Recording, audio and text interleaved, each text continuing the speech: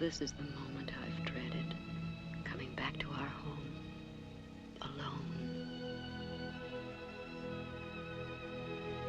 Oh, Tim. Tim. You've been gone only an hour and already the house is empty without you.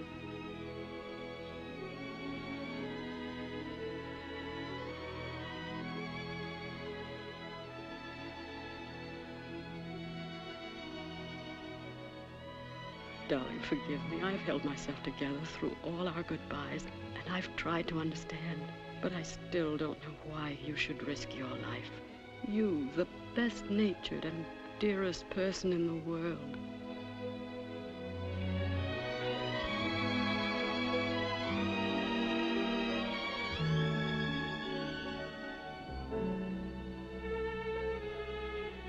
I'll try to remember what you said last night. That years from now, this will seem the greatest adventure we ever had, even though we had it separately. But I have no courage, Tim. You know I have no courage, and I have no vision. And already I'm so very lonely.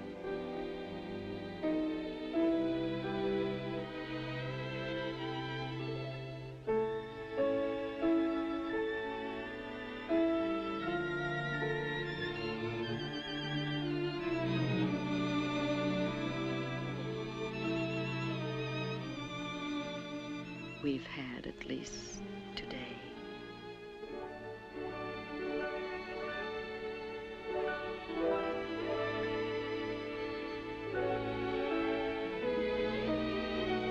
I'll try to keep all the good things as they were.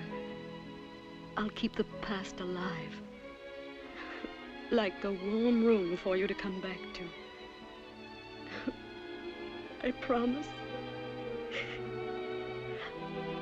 Promise. Mother!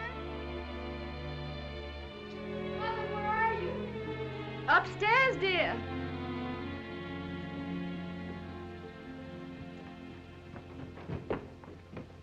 Hello, Mother.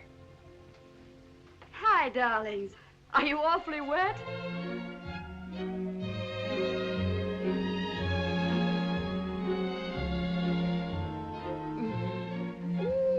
Such a nice, fresh cheek. Better get your wet things off, Brig.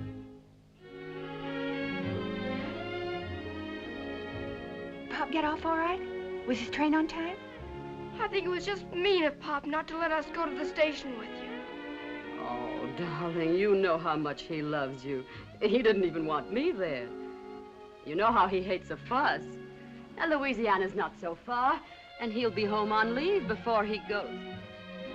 He looked so swell in his captain's uniform, didn't he? Bet the others were all jealous.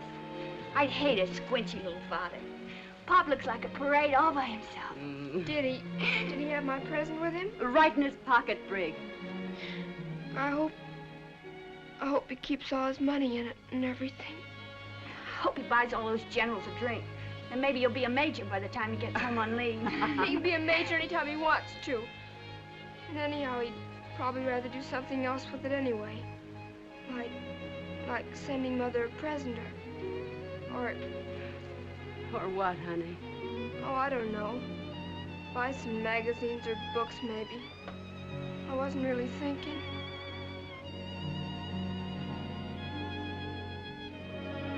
I have an idea.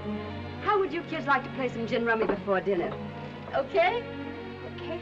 Oh, let's not. It won't be the same without Pop. Not even gin rummy. Nothing.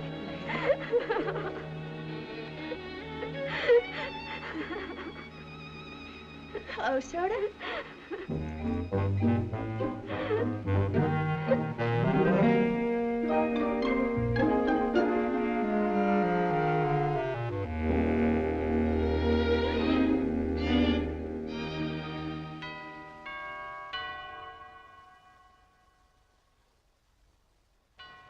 Brig, are you never going to get out of this bathroom? I'll go fly a kite.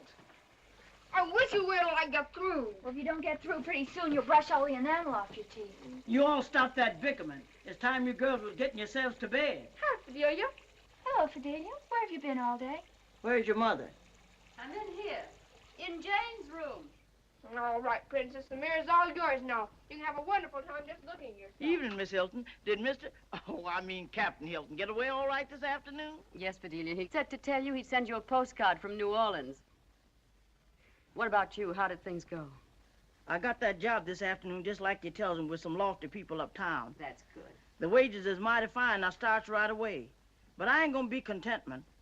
I ain't gonna be contentment like I've been right here all these years. Well, I'm afraid we're not going to be very contentment either, Fidelia. And what's more, I don't know what kind of a housekeeper I'm going to make. I can tell you something, Miss Hilton. You ain't gonna be very good. Oh, Fidelia. I've been figuring out this budget, and I don't see how we're ever going to make it. I've already arranged to sell the car, and... I don't think the government pays them officers enough. I don't see why Mr. Hilton ain't worth as much to Uncle Sam as he was to that advertising company. Well, anyway, Fidelia, you'll probably have a much easier time than you've had taking care of all of us. Fidelia, you're not leaving us. What's the matter, Fidelia? Did we do something to make you mad? Honey, you couldn't do nothing to make me mad, no matter what. You're just like my own child. Did I hear something about Fidelia leaving? Now, Jane, I'm just as unhappy about it as you are. We can't keep up the payments on the house just by cutting down on your allowances. Dolly, first Pop and now Fidelia. That's enough of that, Brig. I don't want no mourning. Now, you just say goodnight to your sister and run along to bed. You too, Jane. Tomorrow's a school day. I'll be right back. The Lord himself will just have to take care of these calamities somehow.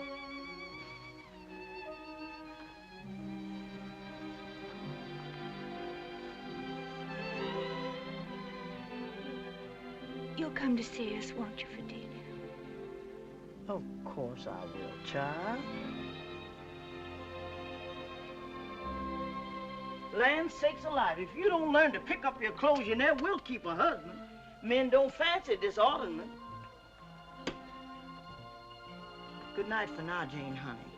Good night, Fidelia.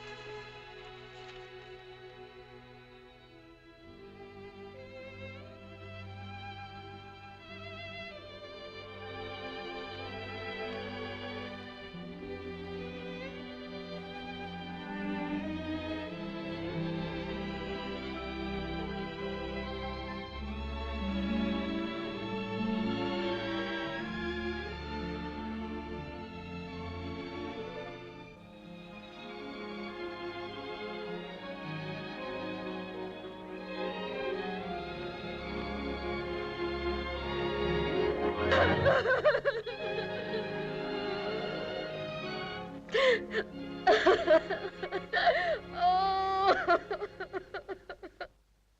Wee, I'm a commando.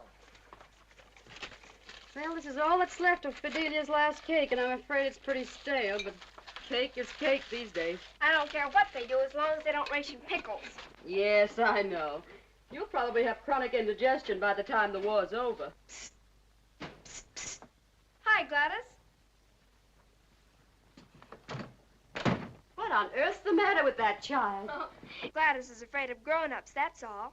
Well, I'd like to hear her say 2 words sometime, just to be sure she can talk. Who are you talking about, Gladys? Mm-hmm. How Brig can put up with her. Well, I don't think so much of your friends either. They're all man-crazy, that's what they are. Just like you are. Oh, it's too early in the morning to argue with you. Hurry up, you'll be late. And you can tell that Becky Anderson the next time she tries to hi-hat me. Good morning, Mr. Mahoney. Good morning. Good morning. Good morning, girls. Good morning. Good morning, Miss Hilton. I heard you was without help, and I thought I'd bring over the groceries myself and see if there was anything I could do for you. Oh, well, that is nice of you, Mr. Mahoney. I think I'll need all the help I can get.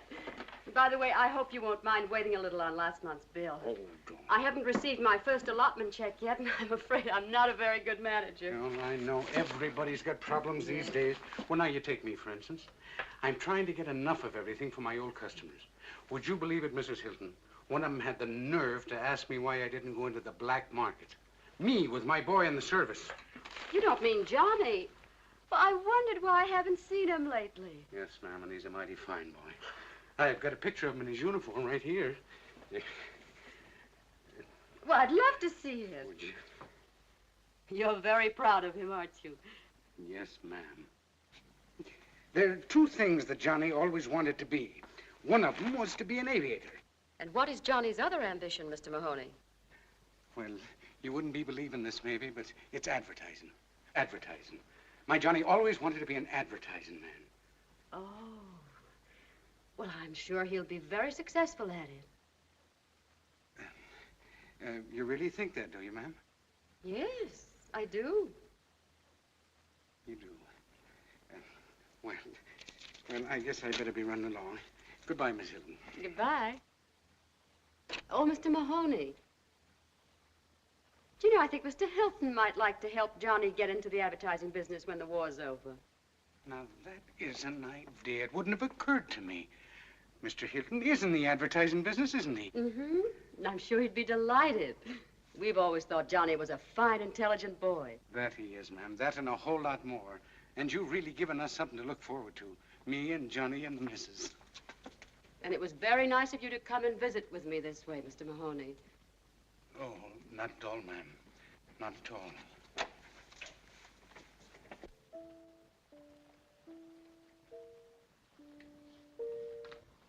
Mother, Yes? do you think that I could be a good secretary? Secretary. Why don't you be a wife? You could be their mascot. Oh, all right. Go ahead and start. See if I care. Sell magazines. Everybody's got magazines. I know. Why don't we take somebody into the house? You know, a roomer. Oh, well, if you're going to throw away aces, Jane, that's fine with me. But, Mother, listen to me. Why shouldn't we rent a room? There's such a terrible shortage in it. Go away. Down with 5. It's perfectly ridiculous, Brig. A stranger in our home. Where you get your ideas is beyond me. Certainly it's ridiculous. It's communism, that's what it is. Oh, pooh. We could get an officer, maybe. And it might be sort of like having Pop back. An officer. Do you know, Mother, I think maybe she's right. I understand there's not a room to be had in town. It might be very patriotic of us to take an officer into our house. Patriotism hasn't anything to do with it. You're really just crazy about uniforms. We should do everything we can for our soldiers. Patriotic. Brig, Jane, now that's enough. Do you want to finish this game or don't you? 102. It's a blitz. Turn out the dining room lights, Brig. Suppose Pop were looking for a room in some crowded city like this. Hurry up, Jane. It can't be that hard to figure out. And suppose there was a nice family like ours that had 3 bedrooms for 3 people. Don't you think it would be just malicious of them not to want to rent a room to Pop? Well, Jane? I won almost $6,000. 592 points at $10 a point. All right, deduct it from what you owe me. And poor Pop sleeping in the park. All right, all right. Pop is sleeping in the park, and the people are all malicious, and we decide to rent him a room. Now, you satisfied? You will, Mother? You'll do it? I didn't say I'd do it. I'll think about it. I just knew you couldn't be mean like those characters in that other city. Come along. I wonder how much we can get for Jane's room. My room? How much will that be for 3 days? What? Oh, Brig, turn that thing off. I can't hear. I'm awfully sorry. Yes. Will this get into the early edition? Yes. Fireplace and bay window. Oh, all right. Put in homey atmosphere. Mother! Mother! Wait, please! Keep quiet, Brig. Would you send the bill to this address, please? Thank you. Mother, you don't mean you're going to rent your room? Of course I am. That's the room that'll bring the most money. I'll take your room, and you can double up with Jane. But, Mother, you're not going to put somebody in Pop's room. Oh, I didn't mean that. Now, you wouldn't want those characters in that other city to put Pop in anything but their best room, would you? But that's different. He's Pop.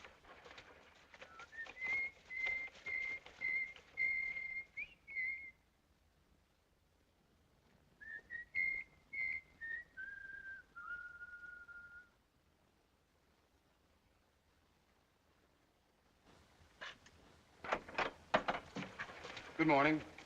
Is this the place that advertised for an officer? That's right. The real fireplace, nice bay window, southern exposure? That's right. Of course, I haven't seen the room yet, but the homey atmosphere certainly seems okay. I guess it's a deal. I'm sorry, but the room's already taken. Oh, I see. I'm sorry you had the trip for nothing. Yes, I can see you're grief-stricken.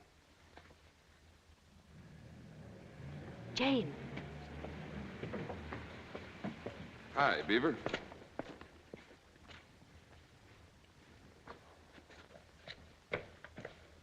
Good morning. Mrs. Hilton, I presume. Yes?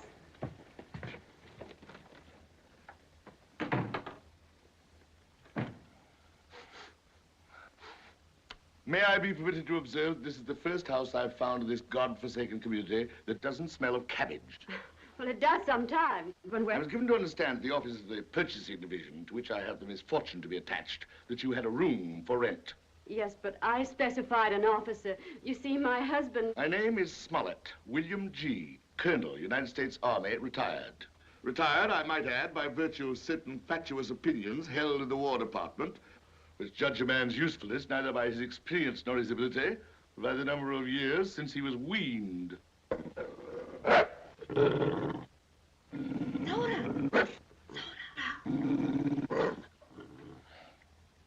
There was nothing in the information I was furnished, madam, which indicated that you had children and domestic pets. Well, I'm sorry, but they go with the house. We won't discuss it. With your permission, madam, may we dispense with further conversation? I should like to inspect the room. Oh, certainly. Just follow me. And I do hope you'll forgive me if I've been long-winded. Not at all, madam. Through a full and somewhat protracted existence, I have learned to accept the natural tendency of all women to be garrulous. Oh, you're very tolerant, Colonel.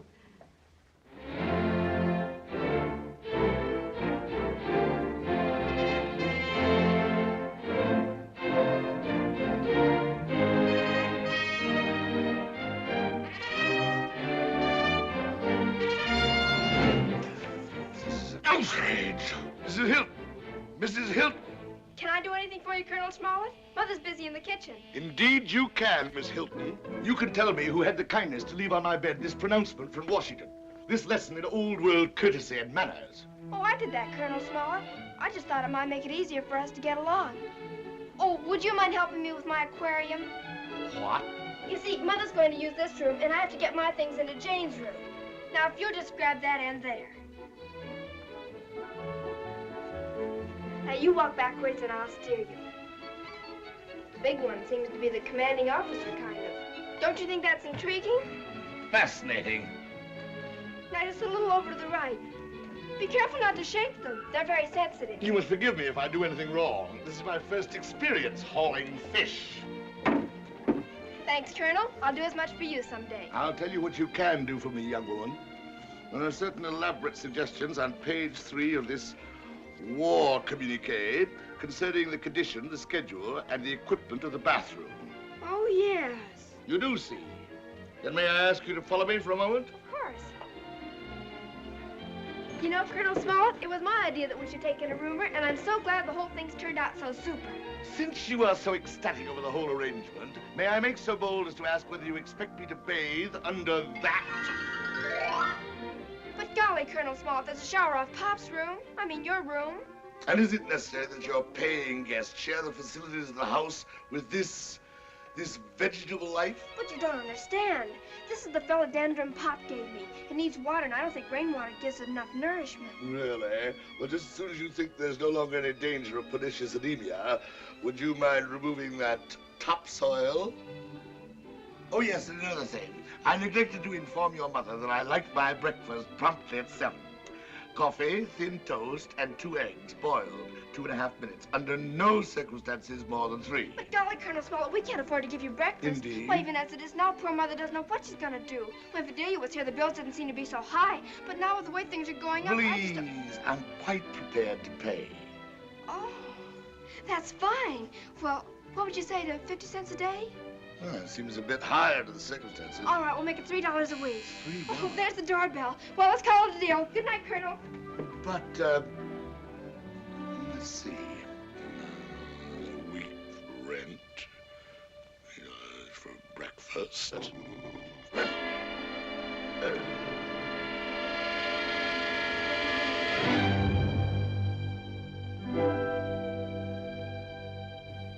Bedelia!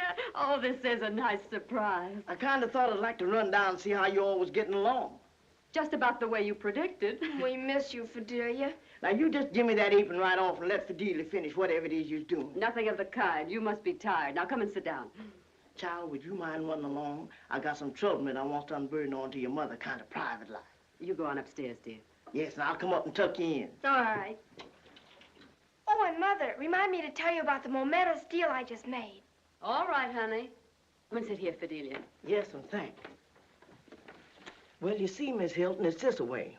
Them uptown folks is all right in their way, but it's that lazy trash they got working for them. Miss Hilton, I just want to board in the same quarters with them. No, ma'am. When I finishes my work, I wants my solitude and I wants my privatation.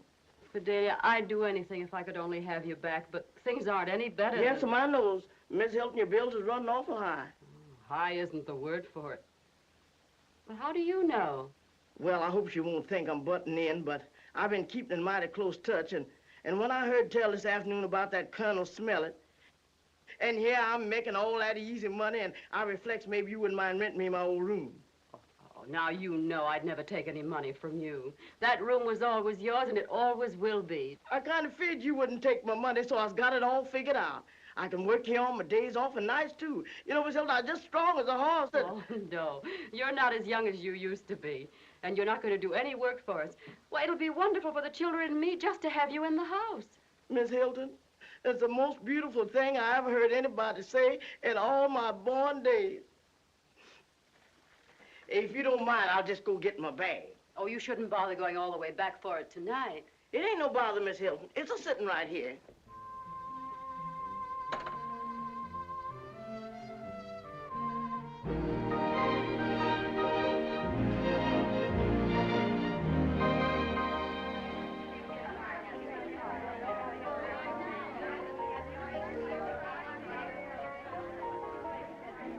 This whole moral breakdown is being caused by drinking and nothing else. They certainly serve rotten scotch at this bar. Pay as you go with what? That's what I want to know. The one I was with sure was a dope. Why, he didn't know where he'd been or where he was going or anything. I haven't got anything against red fingernails, but it's carrying it too far when they paint up their toes. I bought 6 dozen islands before the hoarders got there. I can't write him everything the baby says on one of those little V-mail forms. Emily, let's not go to the bar.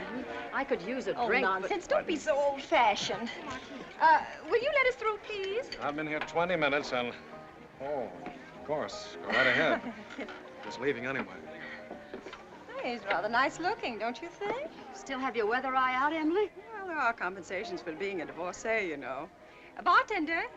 Let's see. And what do you imagine you'd like? Oh, anything at all. You order for me. Make a good Planters punch? I'll make 'em, lady, and if you don't like 'em, you don't need to drink. All right, then 2. With light rum. Oh, I knew I had something to talk to you about. That vicious tongue Vivian Robinson, you know the one with the bad skin? Is going around saying you've taken in a roomer.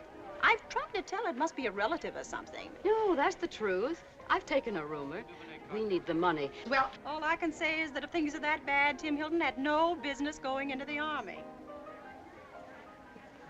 To be honest, I don't understand it myself, but I knew that Tim was miserable from the start not being in it. All these irresponsible 40-year-old fathers dashing off into uniform. Tim.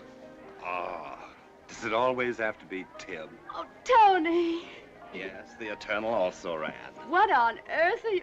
Emily, do you know Lieutenant Willett, Mrs. Hawkins? I've never had the pleasure, but I've always had a soft spot for Navy men. How do you do? Well, my pretty, I didn't know you'd turned into a barfly. I've been trying to get you on the phone all afternoon to tell you that your old lover was back in town. Shh, not a word of it. You want the whole town to know? Well, if you want to be hypocritical about it. I heard that Tim had been shipped out of town, so I went to the Admiral and convinced him that I'd practically charted the Great Lakes. Oh, fine. Well, how long are we going to be honored with your presence around these parts? Just long enough to get ready for a shakedown cruise, but if you're not stubborn, that ought to give me all the time I need. Don't you think so, Mrs. Hawkins? I really don't know, I'm sure. Oh, Emily, I think you believe him. Oh, I can't say I'd blame you much. Now, you're what I call a discerning woman. Tony's our oldest friend. He was Tim's best man. Come on, come on. We can give Mrs. Hawkins the vital statistics some other time. Let's get out of here. I need more privacy. But I hadn't even touched my drink. Oh, that's all right, dear. We can get another one. Oh, don't let us rush you, Mrs. Hawkins. Goodbye. Oh, what about the check? Don't bother, Lieutenant. I'll take care of it. That's fine. But, Tony, goodbye, Emily. That was a terribly rude thing to do to poor Emily. Oh, poor Emily, my foot. Do you know of any place in this gay metropolis where I can conquer my two passions at the same time? Oh, so you've been leading me on. There is someone on the lakes beside me. Don't be silly. I'm talking about you. You and a nice thick steak. The white fish, senor, is simply delicious. Grilled, blanc, maybe you like it. 2 steaks thick. Lobster Creole, speciality of the house. 2 senor. steaks thick. I must tell you the truth, Commodore. We are fresh out of steaks since last Tuesday. This is a steakhouse. Look, it says right here. Thick Kansas City steak. I can't help it, senor. There's a war on, you know. Yes, I found that out.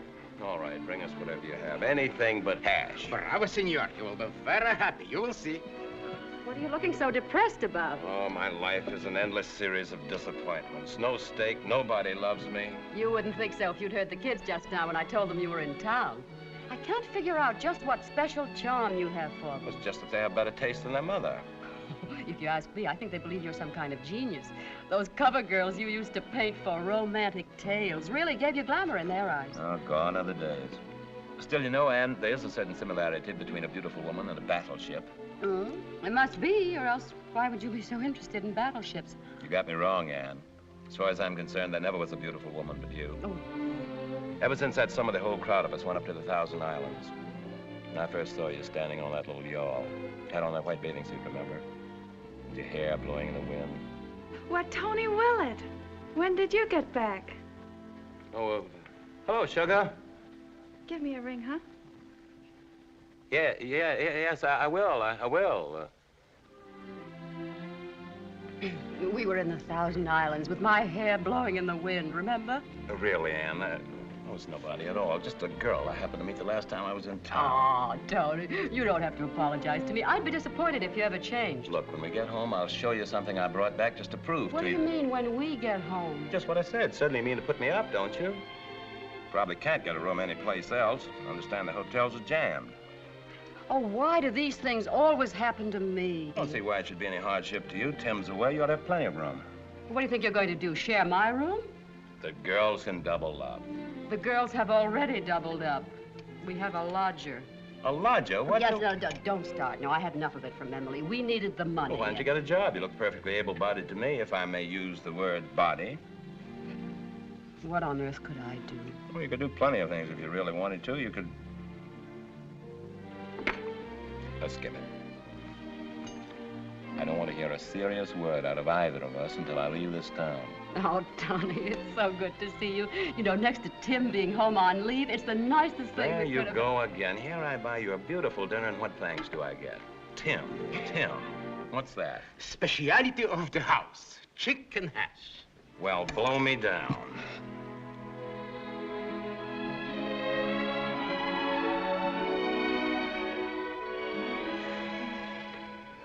I think Uncle Tony must be the most distinguished-looking officer in the whole Navy. Admiral King's not so bad. I mean, young officers, silly. Well, you'd better finish your homework and stop mooning around. The governor said to the Admiral, 16-inch guns. Land sakes, can't they shoot any further than that? Oh, Tony. Uncle Tony! Jane! What's the matter? You don't seem very glad to see me. Oh, but I am. Honestly, I am. Uncle Tony! Brig! Now, that's what I call a real reception. Uncle Tony, you're not staying with us. Oh, yes, he's staying with us, and don't go spoiling him. We're going to have enough trouble with him as it is. Oh, Uncle Tony, couldn't be any trouble. It's just wonderful having him here. That's right, Jane. Don't listen to your mother. I'm counting on you girls spoiling me plenty. There's just one thing, please. You think you and Brig could cut out that uncle stuff? I'm not your uncle, and it makes me feel 108. Do you mean we're gonna have to call you Lieutenant Willett? Tony to you, Miss Hilton. What on earth? Oh, that must be the taxi driver with that mysterious object you lugged along. You won't be so indifferent when you see what it is. I don't know what this thing is, but could be the side of a house, I suppose. These are funny times. I ain't got no change. Don't worry about it. I borrowed it myself. Ah, thanks, Captain. Thanks a lot. Say, lady, sure must be nice having your husband home again. Well, he's not... so funny about that? Imagine anybody taking you for Pop. You think your pop's wonderful, don't you? Well, he is. Sure he is, but you don't have to rub it in. I'll take your bags upstairs, Tony. Oh, don't bother, Jane. Oh, I don't mind, really. I'd love to. Brig, you take one, too. After all, if we don't give the lieutenant some real service, he might decide not to stay here. Aye, aye, sir. Carry on, mates. Oh, put them in Brig's room. I'll move in with you girls. Oh, that'll be fun. Fun indeed. I thought I was through with dormitories. You ought to be very happy about it. You'll get to know your children better. Who's that? Is there something gone bad, Miss Hilton? I wouldn't call it anything good. Well, if it isn't my old girlfriend, Fidelia. Is that Mr. Tony Willett? I thought we was through with you till the duration was over. Lieutenant Willett's going to be our guest for a while. Happy surprise, Fidelia? I don't know about that happy part. Miss Hilton, don't you go let these people turn your pretty home into no boarding house. But Fidelia, I've half a mind not to stay. But the other half tells me to forgive you. What's that? Oh, I almost forgot. May as well have the unveiling right now. Wait a minute, Tony. I want to see, too. All right. Well, let's have a little light on it. I offered it to the Navy. Oh, Tony, I am flattered. That's mighty nice. Oh, Mother's just like you, and so pretty. Well, it's really not much. I heard they needed some new recruiting posters for the waves, and I figured that your face was the one that would...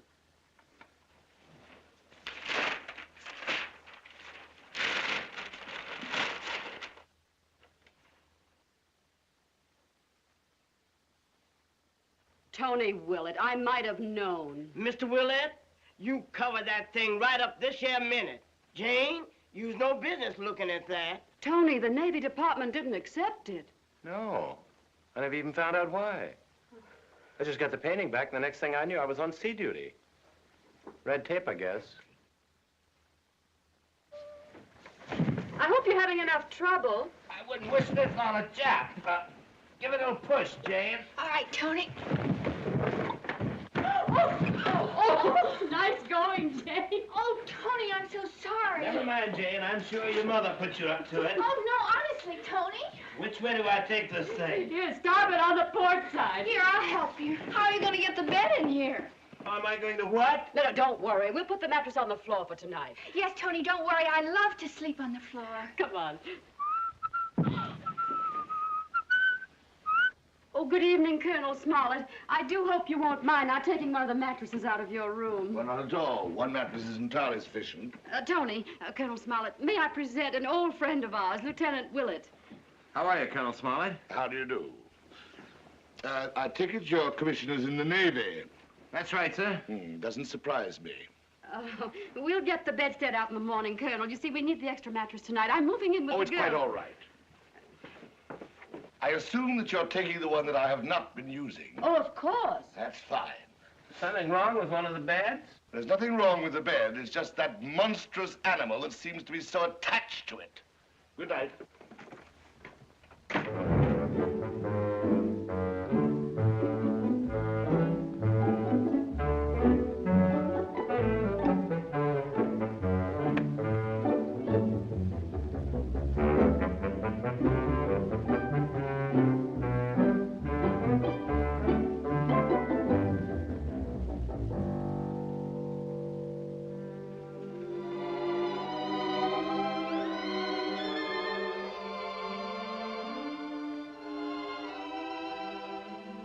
Mother. Yes, Jane? Mother, do you think I have a nice figure? Yes, darling. You have a beautiful figure. Do you think Tony might paint me someday?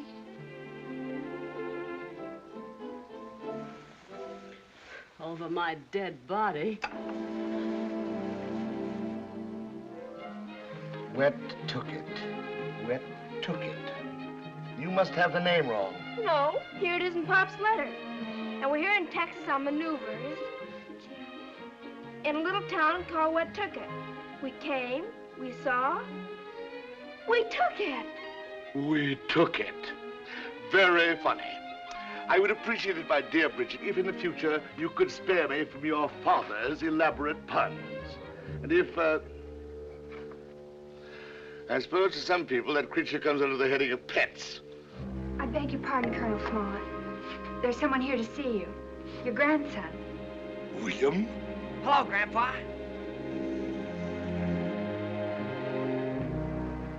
What peculiar combination of circumstances do I owe this visit, William?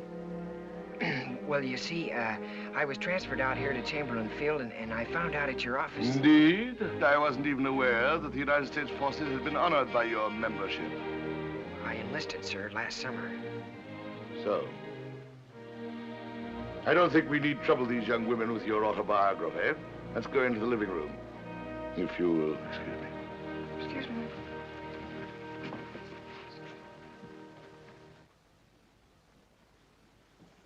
I presume you come to me for help of one sort or another with your tail between your legs. Well, no, sir. I thought you might like... Well, you see... Or is it money that you're after? Speak up, boy. I thought you might like to see me.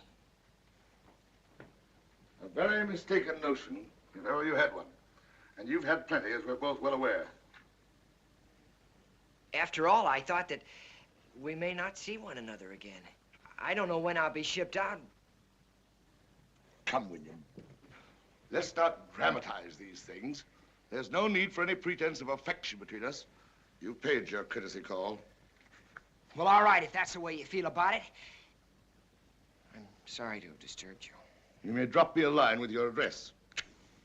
And if you have any affairs that require attention, I shall have my lawyers look after them. For your late father's sake. Now, I'm sure you'll excuse me. I'm a bit tired.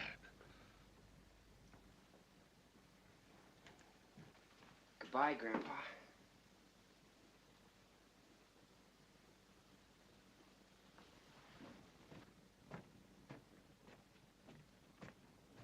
What do you suppose? I'm going in and speak to him.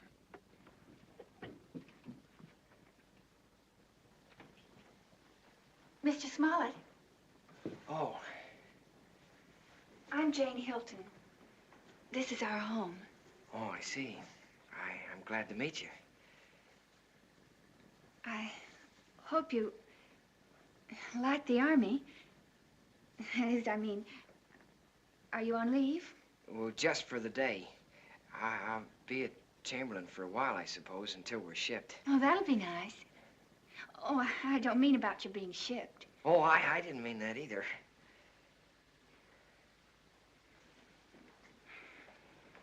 I hope you don't think I'm a murderer or something. Grandfather just doesn't like me. Well, I don't think it's right. I think it's just terrible of him. Oh, he's not so bad. He has good reasons, I guess, the way he looks at it. I've kind of disappointed him. I don't care what you did. You're a soldier now. And you enlisted, too. I heard you say so.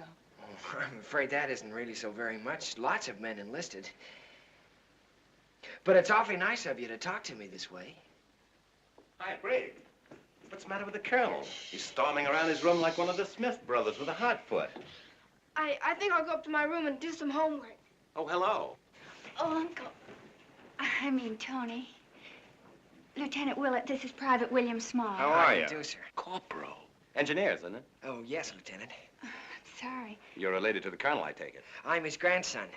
But I don't know, sir, whether he... Think nothing of it. I cut my grandfather off without a cent. Oh. Well, Jane, what's the program for this afternoon? How about you and Brig taking me out on the town? William here could, what do they call you, Bill? Could make a fourth. Oh, that's nice of you, Lieutenant, but I couldn't. And besides, if you'll forgive my saying so, sir, you're an officer. You know, I forgot all about that. You're right. Well, we could, well, let's see, Jane, what could we do? Oh, anything you say, Tony. Oh, well, We could have tea in the garden. Well, that's fine. We could play some darts, maybe. Well, thank you, sir, but I ought to be getting back to the field. You've both been very nice. Next time you're in town, perhaps. Will you be off next Sunday? How about it, Jane? Oh, that would be lovely. Oh, well, I'll look forward to it. Well, I better be going. Goodbye, Miss Hilton. Goodbye. It's nice to know you. So long. Goodbye. And thanks for coming to the Navy. Oh, thanks. Thank you, sir. I will. Oh, well, goodbye. That seems like a very nice boy. Yes, he is a nice boy, but... Now, Jane. You take the word of your old Uncle Tony and be kind to that boy the next time he comes here. Well, he's nice enough, but, But what? well, he's so young. Besides, he isn't even an officer. Why, Jane, I'm surprised at you. Those are the boys who do the fighting. And largely for their dreams of girls like you. Far be it for me to run down officers. You go right on advertising us, Jane. Every little bit helps. Oh, Tony, I wish What do you wish, little Janie? I wish I were 27. Now, that's a coincidence. So do I. Where's that Brig? Do you suppose she ran out on us? Let's go find her. I've got a nickel bet with her on 20 questions.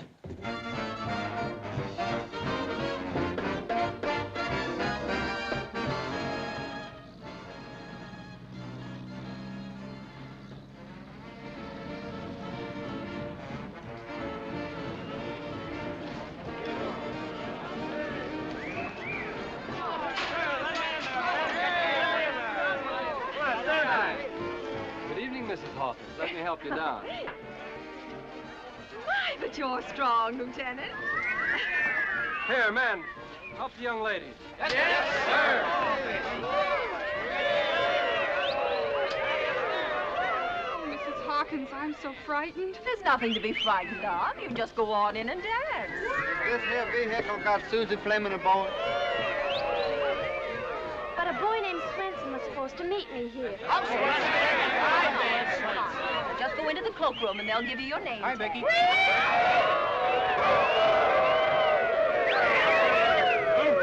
Just like a great big prom, isn't it? Mind you, Becky, dear. Leave a few boys for the younger.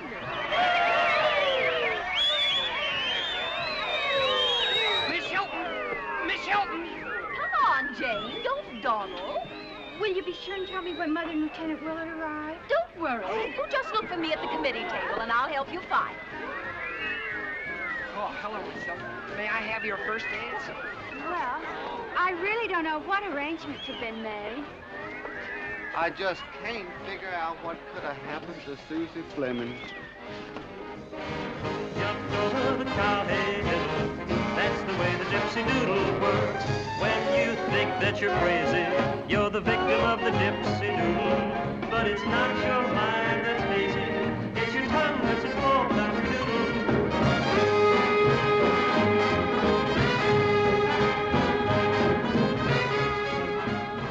Would it be too much of a favor to ask you to call me, Bill? Well, I don't know you very well, but all right, Bill.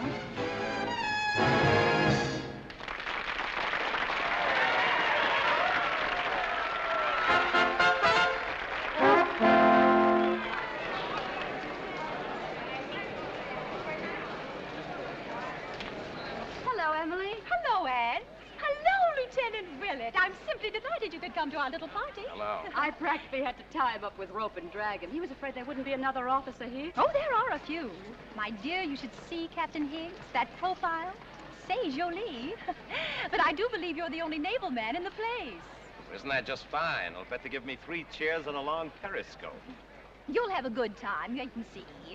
I suppose your first dance is with Anne, but remember, the second is mine. Well, that's too kind of you, Mrs. Hawkins. Now, if only I didn't have this Charlie horse. Oh, naturally, if you're indisposed. You see, Emily, I promised Tony he wouldn't have to stay long. If you'll excuse me, I have a number of things to take care of. Oh, Emily, would you keep an eye on Jane after we leave? Why, certainly, my dear. I'll devote the entire evening to her. Well, of all the phony battle axes I've ever met. Now, really, Tony, you asked for that. What am I doing here with all these kids anyway? Why, Tony Willett. When on earth did you get back in town? Hello, sugar. Give me a ring sometime when you're on the loose. Yeah. As I was saying, what am I doing here with all these kids anyway? That was a cute kid, too. Really, Ann, it's just a girl I went to college with. Well, bet. Mrs. Hilton. Oh, Mrs. Hilton. Yes? I'm Johnny Mahoney. Oh, Johnny, of course. How are you? Lieutenant Willett, this is Johnny Mahoney. How are you? How do you do, sir? Your father told me you were stationed out here. I'm afraid Dad bores everybody talking about me. Not at all. He has every right to brag about you. Well, I don't know about that, Mrs. Hilton. I wanted to write and thank you for what you said about Mr. Hilton helping me after the war. Well, I thought maybe you might think I was taking advantage. I didn't want you to feel you're under any obligation. Oh, there's no obligation, Johnny. Anybody who gets you will be very lucky. Well, I'm afraid the luck's all mine, and that's the way it's been my whole life.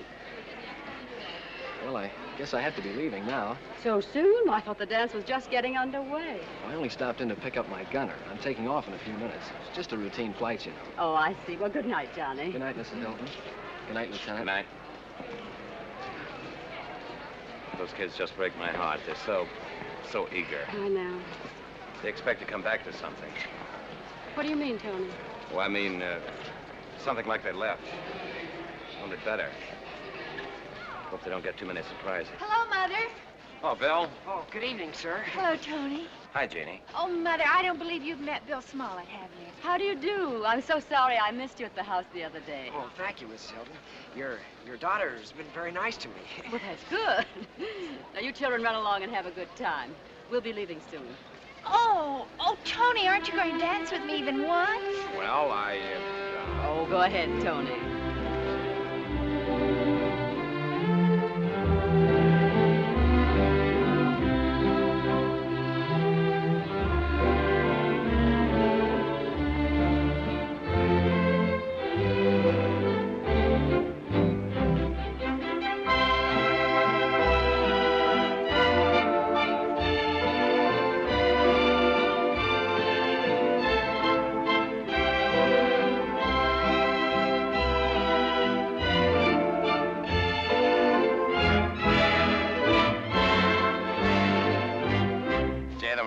proud of you. The nicest looking girl in the place. Oh, Tony, do you think so? If only I thought you really thought so. Really, I haven't waltzed very much, Mrs. Hilton. Would you rather we stopped? Now, Bill, you invited me to dance, and you're going to see it through, whether you like it or not. Oh, well, of course, Miss Hilton. I'm only too happy.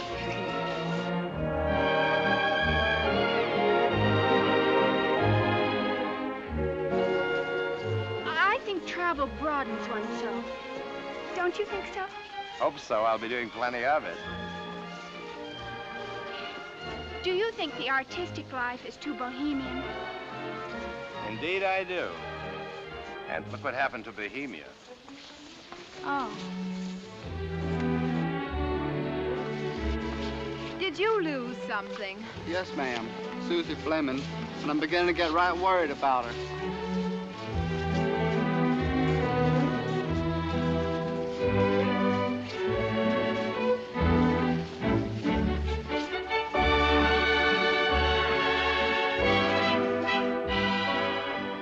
I love modern American painting, don't you? You're the true American art, darling. Tony, nobody else ever says things like you. Hey! Oh, I'm so sorry, sir. It's my fault now to watch where I'm going. It's all right, Lieutenant. We know you didn't mean it. Oh, it's over. And very nice it was, too.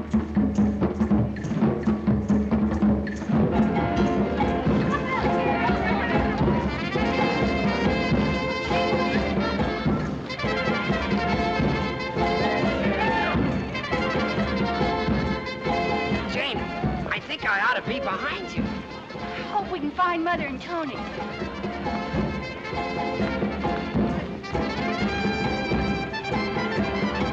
What do you think you're doing anyway? I don't know, babe. I ain't used to dancing. I'm used to pushing a plow. You're not kidding. I bet Emily put some vinegar in this. You know, if you're not careful, I'll think you don't like Emily. I'll tell you this much. As soon as we leave here, you're going to buy me a drink. That's the least I'm entitled to after... Why, hello, Tony. I didn't know you were in town. Hello, Sam. It's quite a dance you fellows are putting on here. What's the matter? You look upset. Just got some bad news. Oh. Good evening, Mrs. Good Hilton. evening, Major. Plane crash. Don't say anything about it now. It might spoil the fun. Well, that's too bad. Where did it happen? Right outside town. Lost one of my best boys. What was his name? Mahoney. He hit some wires. Oh, not Johnny. Did you know him? Well, I hope he wasn't, But it can't be. We were talking to him here just a little while ago. I'm extremely sorry, Mrs. Hilton. I had no idea that you knew him. I shouldn't have said anything. It's just that I like Johnny very much. I know his father. Terrible thing. Beg pardon, sir. The car's ready for you now, sir. Be right there. Yes, sir. I've got to go and examine the wreck. Not a very pleasant job, I can tell you. Good night. Good night. Good night, Tony. So long, Sam. Oh, Tony, how awful. His poor parents. Lucky Johnny. Come on, Ann. Let's dance. Dance? Look, Ann, you'll be hearing plenty of things like this. Might as well get used to them now.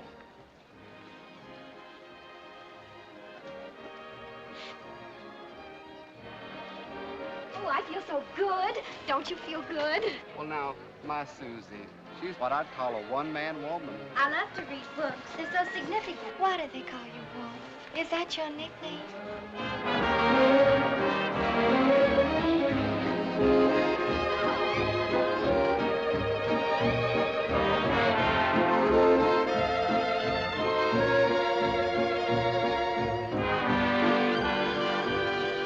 Hear what they're playing? Oh, yes. Together.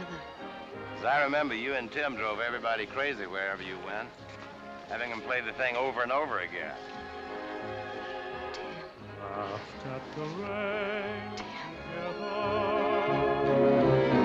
sang love's refrain together. We knew long ago that our love would grow in storm and sun together. Our hearts as one together. You're gone from me, but in my memory, we always will be together.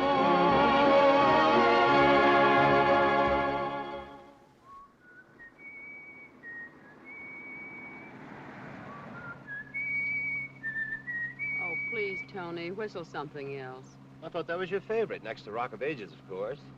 Don't joke. All right, have it your way. No jokes. What is your pleasure? Oh, I'm sorry. You said you wanted a drink. Let's go someplace. You feel like it? Sure I do. Honest?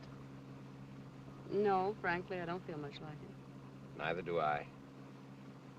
It's pleasant being in a car again, isn't it? Yes, we used to take everything so for granted. Now I feel like a king just because I can rent one for a week. Uh-oh. Yep. It's one of them, all right. What have we been doing? You weren't speeding. Things changed around here.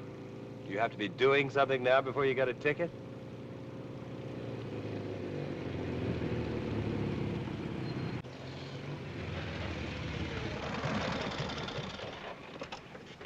Where do you think you're going? I wish I knew. What's your guess? Gibraltar, New Guinea, Kiska? You station around here? Well, yes and no. Look, officer, I don't want to be rude, but we're not in a very chatty frame of mind, so would you mind filling out one of those pretty little slips and getting it over with? You weren't doing anything. I wasn't. Well, what's all this about? Oh, it's just that it gets so lonely along this road since gas rationing. And say, ain't it a beautiful night? Well, I hadn't noticed it before, but now that you mention it, officer. Well, guess I better be checking in. Nice to meet up with you folks. Thanks. Good night. Get one of them Japs for me. But lay my hands on one, I'll give him a ticket. I suppose he's what Brig would call a character. I don't know what you'd call him, but he can have my vote. Do you realize we're laughing? Well, so we are. What do you know? Oh, Ann. What, Tony? Sometimes I wish.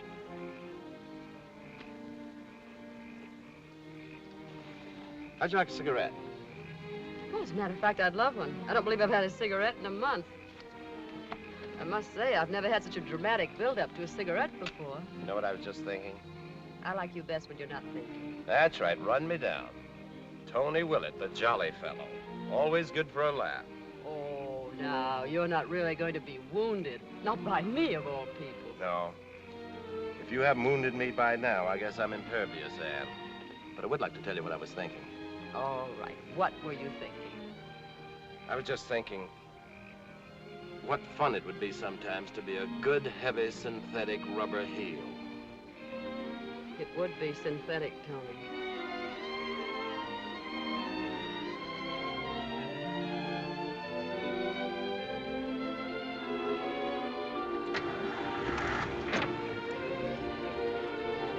Is it all right now if I whistle together? Go right ahead. I'd like to join in.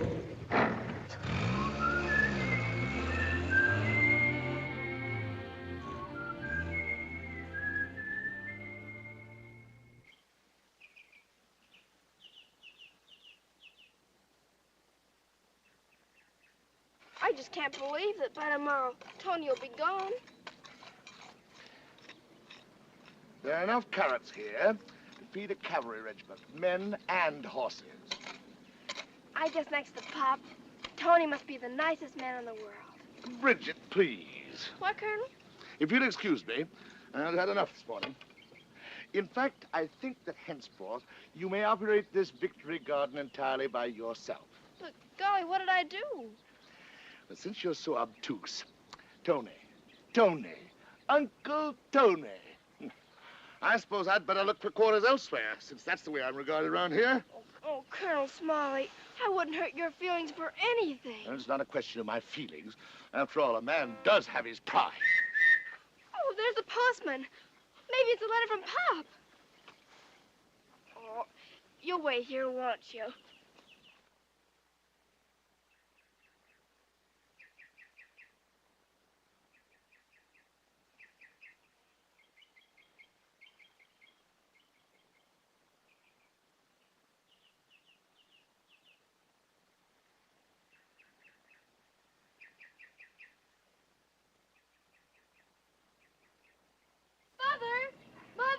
Mother! What's all the excitement about? It's a letter to Jane and me from Pop. Well, bring it up. Come on, honey. Time to get up. Mother, listen. Pop says he may get a leave soon. Isn't that wonderful? Let me see. Jane! What's that about Pop? Mother! Yes? Look! Jane, let me look at you. What's the matter? Oh, darling, I'm afraid you have the mumps. Mumps? Oh, Mother. Tony's last day. Oh, would only children have mumps?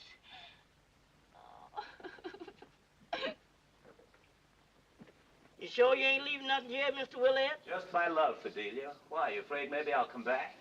I ain't sorry you're going, I can tell you that. Now, Fidelia, I always say nice things about you. I ain't got no time for them complimentaries, Mr. Willett. And besides, now that Miss Jane done gone and got herself some mumps, we need this room band for Miss Hilton and Brig.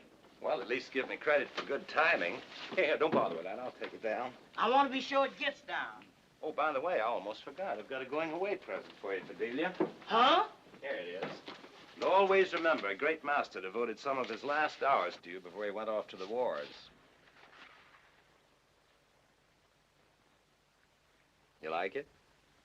I tried not to flatter you. Why, Mr. Willett, it's just the way I always wanted to look. Someday I'll do you an oil. Holy smokes, I haven't too much time. I want to say goodbye to everybody. You just run along and say your farewells. I'll tote your bag downstairs for you. That's very nice of you. Mr. Willett, I must have been blind, just stone blind not to see what a lovely gentleman you is. Leaving, Lieutenant? On my way, Colonel. I'll tell Miss Hilton you're ready, Mr. Tony. Thank you, Fidelia. Rather envy you, if I may say so. We could use you, sir. In the Navy?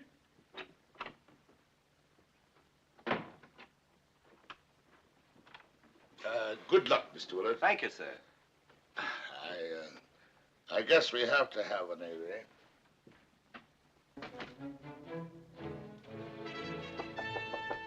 Jane? Tony, don't come in, please. Don't you want to say goodbye? I have an awful disease. Can't scare me. I'm coming in. Oh, Tony. Wait a minute, Tony, please. All right, Jane? Yes? I wish you wouldn't. Hello, Janie. Oh, Tony. You look fine in that kerchief. Probably start a new fashion. Terrible. Oh, no, you don't. You could never look terrible. You're pretty, that's what you are.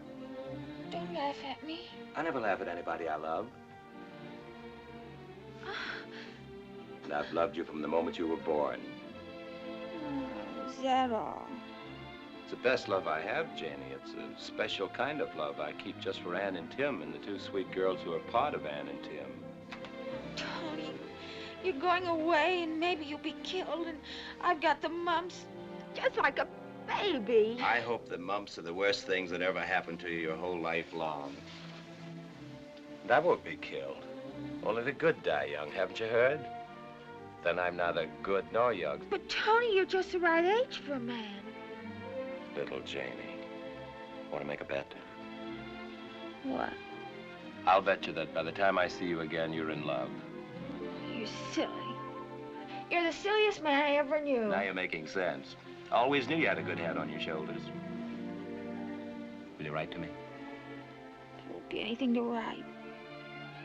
There won't be anything happen after you're gone. Ever. All right. But I'll write to you. I have to go now, dear. Goodbye.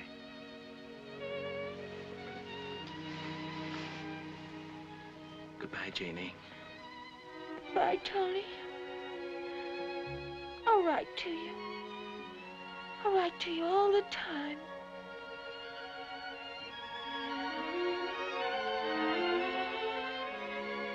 Catch the mumps. What's the matter? Do you want to keep them all to yourself? Besides, I'm no hero. I've had the mumps. I'm immune. Oh, Tony. I wish. Let me wish this time. I wish that I were 17. Oh, Tony.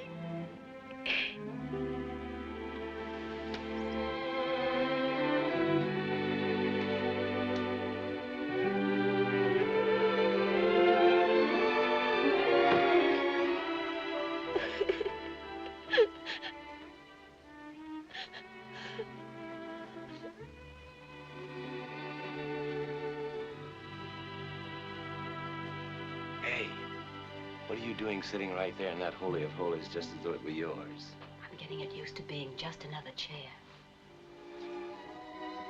Now wake her up. You'd better. She'd never forgive you if you left without saying goodbye.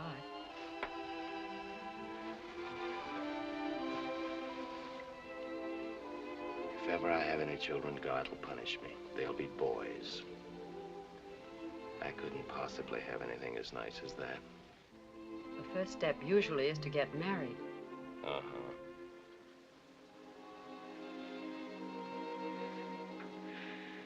You leaving soon, Tony? Just a little while. Say goodbye to Tony, darling. It's way past your bedtime. I want to talk to him a few minutes before he leaves. Goodbye, Tony. Goodbye, Brig, dear.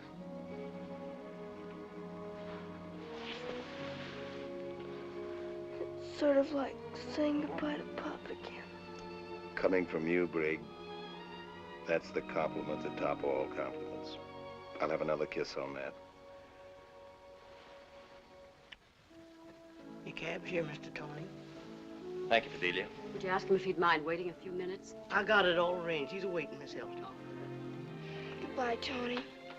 Come back soon. Good night, Mother. Good night, darling. Don't you go catching those mumps. What do you think I am? A child? Happy dreams. Happy landing.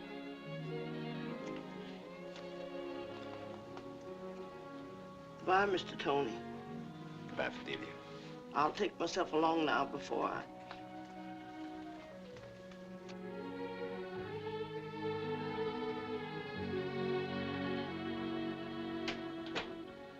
Just when did you captivate Fidelia? It was my brilliant art that did the trick. I sketched her.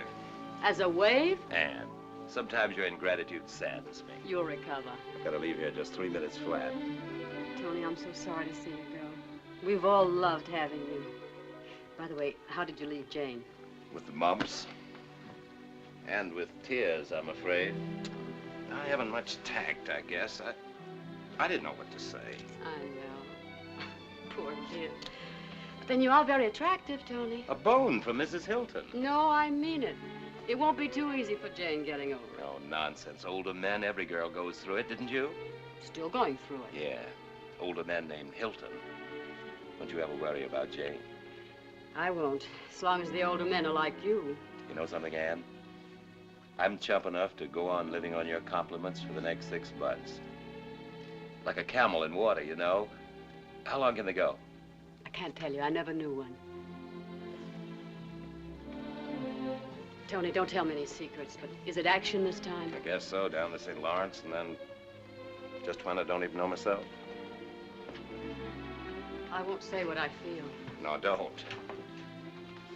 You better get some rest. You look tired. I will. I have a little letter writing to do first, though. I see. How often do you write him? You won't think me foolish if I tell you. I try to write at least a few lines every night. You know, that's a little nuts. It's pretty wonderful, too.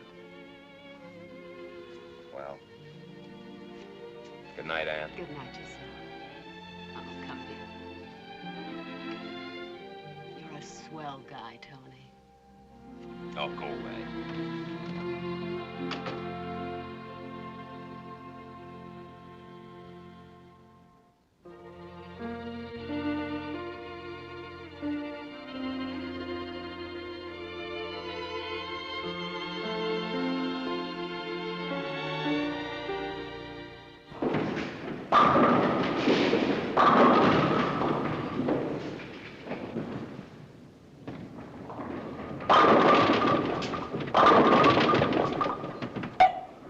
Well, she finally hit one.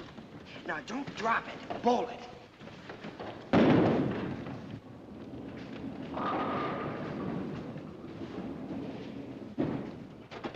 Oh, it's no use, Bill. I'll never learn. Oh, sure you will. I hurt my thumb. Oh, I'm so sorry. Let me see. Ha, ha, ha.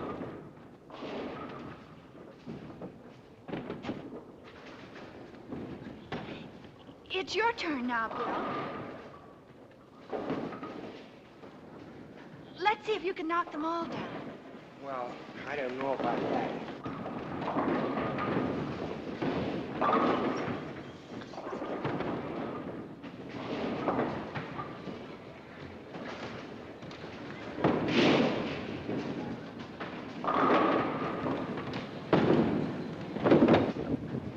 Ha, ha, ha.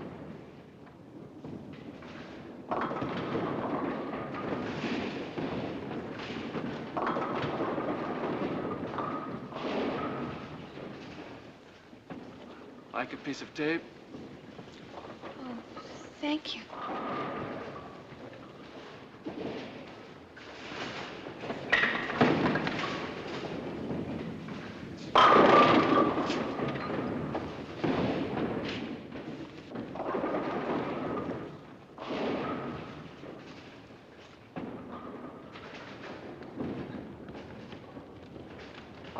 It's your turn now, Jane. Oh, I was just...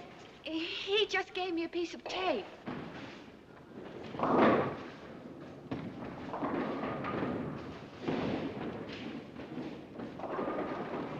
Hi, buddy. Hi. Have a smoke? No. And I'd advise you to mind your own business. I know she's a nice girl. Anybody could see that. What's more, I don't like your laughing either. Bill, please come down and show me again how to do it. Look, buddy, you can have a fight if you want it, but I was just trying to be friendly. Well, all right then. Bill, speak to me. Gee, I'm sorry. You ought to be. Look what you've done. Me? I didn't do anything. I guess that'll teach him.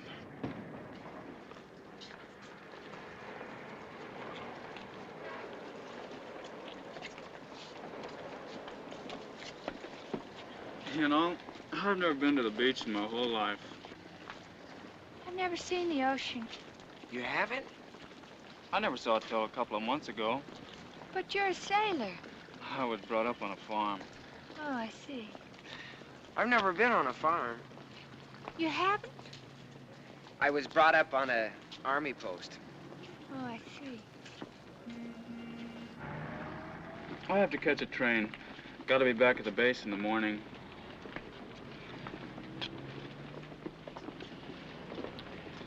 Sure wish you could spend the rest of the evening with us. Oh, no, you don't. I butted in enough already. No, we loved meeting you, didn't we, Bill? Sure we did. I'll catch a bus here. So long, buddy. Goodbye. You've both been swell. You're the only people I've met since I came to town. Well, why didn't you go to the canteen? Oh, they're so crowded and everything, and I don't dance so very good. You and me both. Next time you come to town, maybe we can all go bowling again. Gee, I don't know if I'll ever be back this way. And I expect we'll get going any day now. War looks pretty good, doesn't it? Sure does. Well, goodbye, miss. My name's Harold Smith. Well, I'm Bill Smollett, and this is Miss Hilton. How are you? Jane's my first name. Goodbye, Jane. Goodbye.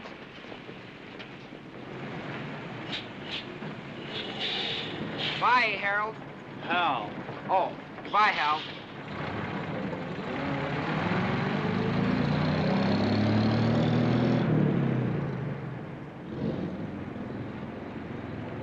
He's nice. Yeah, he's a nice fella. You were sweet to him, Bill. And I'm sorry I about... acted like a fool. He's good looking, isn't he? Is he? I hadn't noticed. You must have noticed. Well, I didn't. Come on, let's get a soda.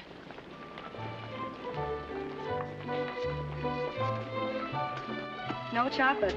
We only have vanilla flavoring left and no ice cream. Would you like to try our victory punch? What's that? Oh, it's sort of a loganberry phosphate with lime. Oh, that sounds fine. We'll make it two. All right. But you could have a vanilla soda without any ice cream, maybe. Oh, that's right, I could, couldn't I? All right, I'll try that. Okay, one victory, one vanilla soda with no ice cream. You mind if I smoke? Of course not. Bill, now why are you so timid about things? What do you mean, Jane? Oh, I mean about asking if you can smoke and... Well, nobody else does that, and... Well, I mean everything. Is it... I hope you won't think I'm being forward, but... Is it something to do with your grandfather? No, it isn't that. Although I suppose I've always been sort of scared of Grandpa. But why? Well, I dug up a scoop of vanilla ice cream for you. Oh, thank you. Please pay the cashier and buy War's Dance with your change. Thanks, I will.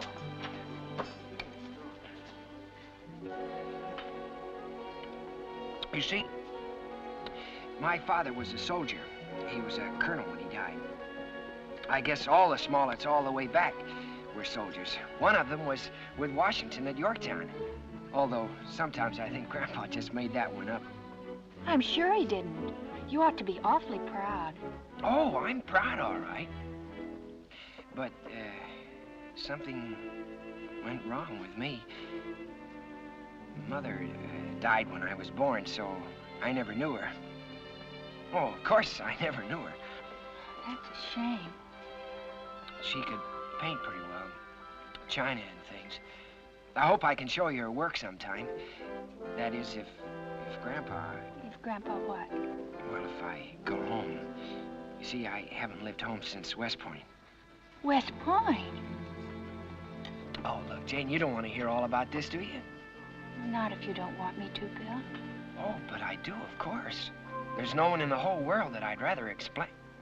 that I'd rather tell.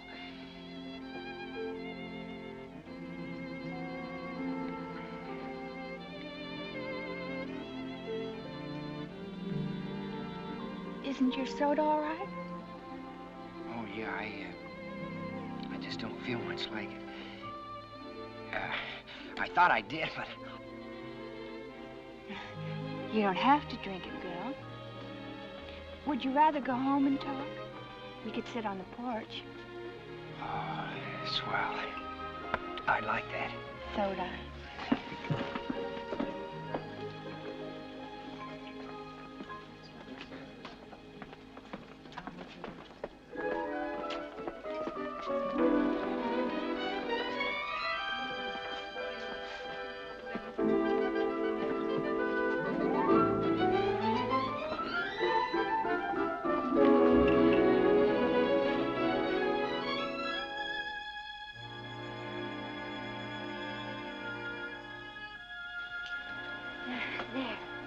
Now we can relax.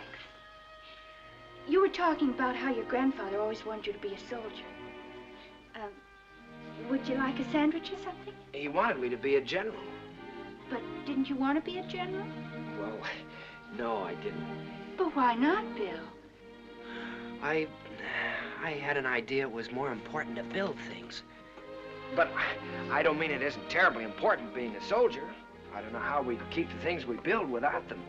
Of course. But you said you went to West Point. I should think you'd be a lot more than a...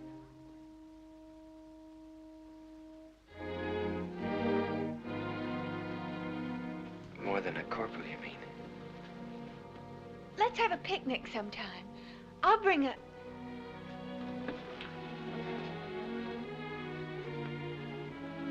Bill, I didn't mean that. It's wonderful being a corporal. No, you meant that if I went to the academy, I ought to be more than a corporal. Well, you might as well know it. I was kicked out and I broke Grandpa's heart. I'm sure it wasn't your fault. Yes, it was. Bill, come and sit down.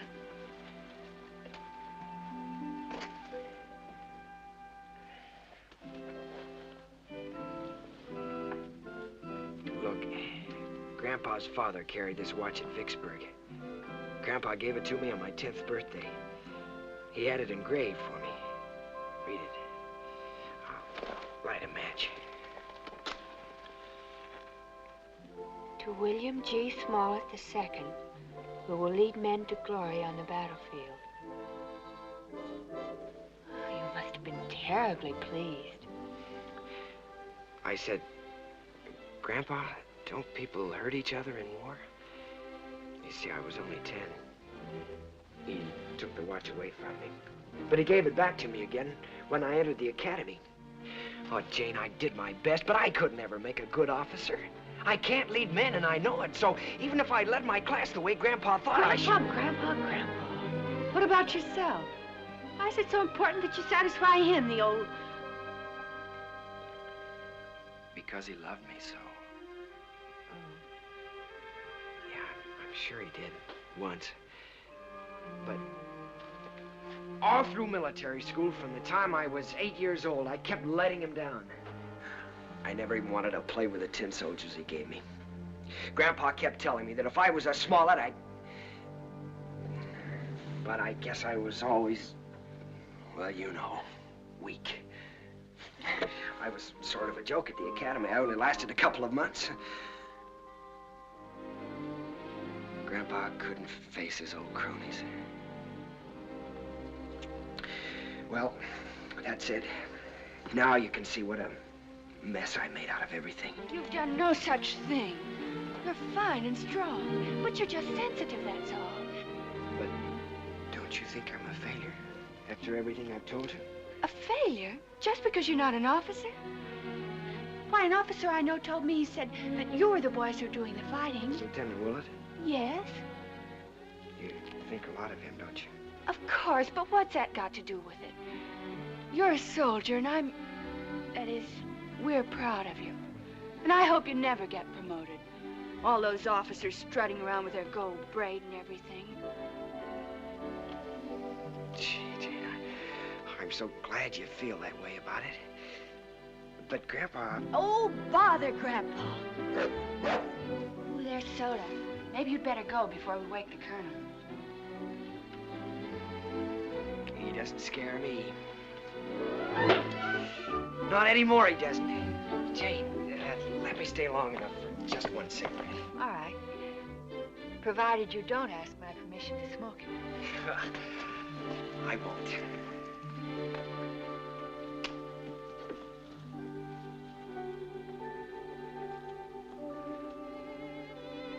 Oh, gee, Jane, I think you're wonderful. Ow! 2.5 minutes. Under no circumstances more than 3. Sometimes I think 6 minutes would be more in character. I'll serve the Colonel his breakfast this morning, Mother. See, what's wrong with you this morning, anyway? First, you get up an hour early, and... And then suddenly you turned into Mother's little helper. Oh, I don't know. I just felt like it somehow. Not that I object. You know, the next time Brig makes a deal, she can put it into execution herself. Darling, you don't mind, do you? Waiting for our breakfast until Brig gets down? 2 sets of breakfasts are about all I can handle. Mother. Mm-hmm. Mother, do you like Bill? Yes, of course. I think he's a very nice boy. A little shy, but... Did you have a nice time last night? If he's shy, it's that Colonel's fault, the old goat. That's not a very nice way to talk. Well, he is. He's just ruined Bill, that's what. And I'm going to have a talk with him. Oh, I wouldn't do that if I were you. But why not? Somebody's got to talk to him. Well, it's usually a pretty good rule to stay out of other people's business. But then maybe it's better if you learn the hard way. Go ahead if you want to. You're not a baby anymore. Just think, in another week I'll be graduating. Mm-hmm. Mother. Hmm? May I get a war job? You certainly may not. You're going to college. College? But, Mother, all the girls are talking about getting war jobs. Now, listen to me, darling. I promised your father, and I promised myself, that all the things we planned for you are going to come true, war or no war. But I want to do something. But we're doing all we can, dear. Those are the things that Pop is fighting for, so that you girls can continue It is 3 minutes after 7. Here. See what I mean? Yes. Oh, dear. Here, give him his breakfast. And tell him anything you want to. The old goat. Good morning, Colonel Smollett. Looks like a fine morning. Yes. Where is Superman? I beg your pardon? Pages 9 to 12 inclusive are mysteriously missing.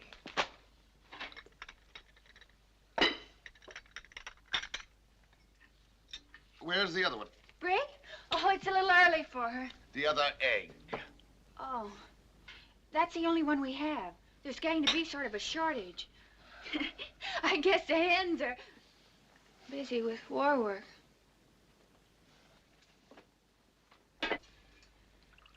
Coffee. Colonel Smollett, do you mind being talked to at breakfast? I most certainly do mind. It's about Bill. About whom? Bill, you remember your grandson. Yes, indeed, I do remember. What about him? He's a nice boy. A most interesting observation, Miss Hilton. I'm afraid you don't understand him. He really needs you to help him, like a mother. He has an inferiority complex and... Young woman, I have handled men for 35 years, and I don't think I require any instructions on the subject. Least of all about my own grandson. Oh, I was only trying to help. He respects you so much. Then I'll thank you to do the same and to stop your intrusion in my affairs. If you only knew the first thing about psychology, you'd know better than to try to browbeat him. Colonel Smollett, if you'd only listen. You may advise your mother that henceforth I shall have a decent breakfast downtown for 40 cents. I think you're a rude, mean, horrible old goat. Mother! Oh, beautiful for spacious skies, for amber waves of grain, for purple mountains' majesty, above the fruited plain. America, God shed his grace on thee, and crown thy good with brotherhood, from sea to shining sea. It is now my pleasure to introduce the class president, Miss Becky Anderson. Class president, class pinup girl. I heard all about how she got elected. Oh, that's not fair, Brig. Becky's a very bright girl. She most certainly is. I should say that Becky's one of the brightest and one of the most attractive girls in this town. Oh, I wouldn't go so far as to say that. No, ma'am. Ladies and gentlemen, honored guests, my subject for this occasion is women's place in the war.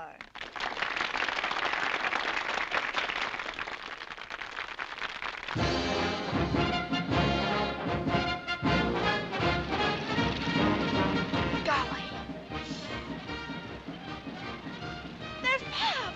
Oh, I see him. Where? There he is. There's Pop. Oh, I don't see him. He was in a Jeep. Oh, you imagined it. No, honestly. Yes, Mother, really, it was Pop. Oh, why did I have to fall asleep after staying awake all through that double feature? I know what we can do, Mother. Let's wait and see it again. Quiet. Be quiet yourself. I beg your pardon. Mr. Mahoney. Oh, good evening, Miss Hilton. Sit down. I'm sorry. How are you, Mr. Mahoney? Oh, I'm fine, thank you. Hello, girls. Good evening, Mr. Mahoney.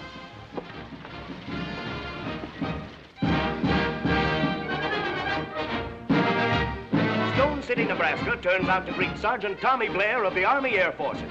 Tommy, seated between his proud father and mother, joyfully receives the plaudits of his hometown. You say it's animal? That's right. And its home is in the Middle West. Mm-hmm. And it makes a noise like a lion, but it puffs like a locomotive. Hmm? Better give up. You agreed if you hadn't guessed it by the time we got home. Oh, I know. It's soda. Oh, no. Brig guessed that long ago. All right, I give up. It's Colonel Smollett, silly. Oh, Mother. What's that? Mother, what do we do? Is he dead?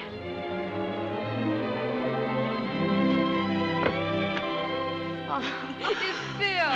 Goodness. Bill Smollett, what were you doing there? Well, the poor boy was just guarding the house, weren't you, Bill? I guess I just dozed off. You scared us all half to death. Oh, gee, I'm sorry. Won't you come in for a moment? But mind you, just for a moment. Jane has to get to bed. Mother, may Bill and I take a walk for just 5 minutes or so? All right, Jane, make it 10 minutes. But remember, that doesn't mean an hour. Thank you, Mother. Good night, Miss Hilton, and thanks. Good night, Bill.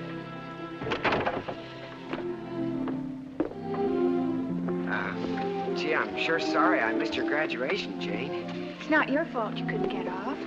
Well, I would have if I could have. I know you would have. Shall we go this way? Oh, that'd be fine. Or this way? Okay. No, I think the other way's better.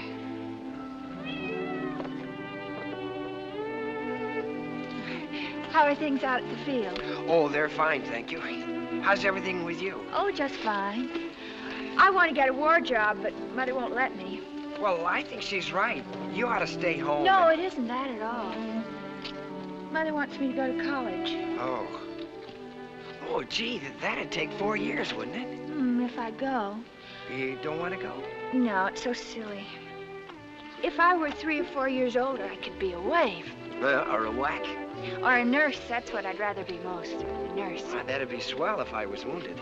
You shouldn't say such things. I won't be wounded. I'll be killed. Bill. Oh, Jane, would you care? Well, of course I'd care, silly. Oh, gee, that'd be fine. I'd be fine about it. Well, I thought that if... Well, what I mean is I would be glad if you were sorry if I were killed. What good would that do if you were dead? Yeah, I guess you're right. I don't ever want to hear you talk like that again. Okay. I'm sure sorry I missed your graduation. Jane! Well, the 10 minutes aren't up yet. Jane! Jane! What's the matter? It's a wire from Pop. From Pop? Is anything wrong? He's going to be someplace for an hour between trains and wants us to meet him there. Very clear. I don't know, but hurry. We have to get a train.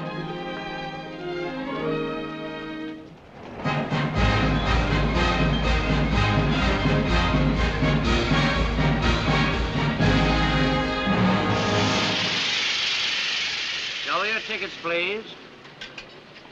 Did I get your ticket? Oh, yes. My daughters are back there. If we keep stopping like this, I'll miss the biggest deal of my life. Well, I'm in no hurry. I've got plenty of time from now on. Tickets, please. Oh, yes, I got yours before. My husband's never even seen the baby. Hmm? Did I get your ticket? My mother has it. Oh, yes. I think babies are just about the cutest things there are. What's his name? Dwight Eisenhower O'Brien.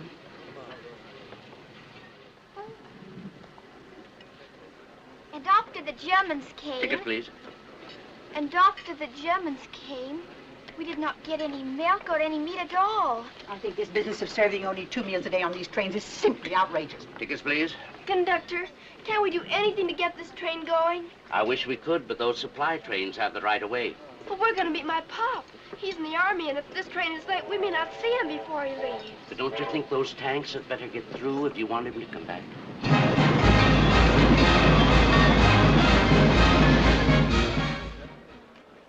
Captain Hilton! Captain Timothy Hilton! Captain Hilton! Well, he said the lobby. Sorry, ma'am. He didn't answer the page. Well, I can't imagine. Oh, here. What do we do? We're so late. Thank you. Thank you, ma'am. Sorry, there's nothing available until October. I beg your pardon. Are you sure there's no message from Mrs. Hilton? I'm quite sure, but I'll look again if you'd like me to. Maybe he hasn't gotten here yet. Well, Pop's always so dependable. Well, it wouldn't be his fault, silly. Are you sure you have the right hotel? Oh, yes, definitely. Oh, yes, here it is. Mrs. Timothy Hilton. Thank you. Oh, I'm sorry. They're all filled up. I can't help it if he is with the OPA. We've missed him. Oh, Mother. I know you'll understand how heartbroken I am that my orders wouldn't permit me to wait. Kiss the kids for me. Is there something wrong, madam? What? Oh, no. No, thank you. The only address I can give you is APO number 805, care of Postmaster, San Francisco. Army Post Office.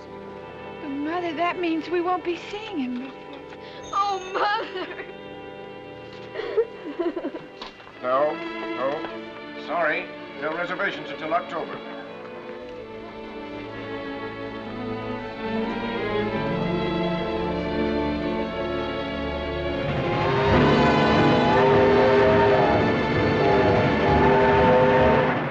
When I come back, we'll live a life of ease. Seems kind of tough now to say goodbye this way. But Papa's gotta be rough now so that he can be sweet to you another day. Bye, bye, bye, baby. Don't cry, baby. Shoo, shoo, shoo, baby. Your Papa's off to the 7 seas. I'm afraid she's awfully heavy for you. Oh, no. She's so like my granddaughter. I love holding her. Is she about the same age? No, Mary is almost 30 now. She's a nurse.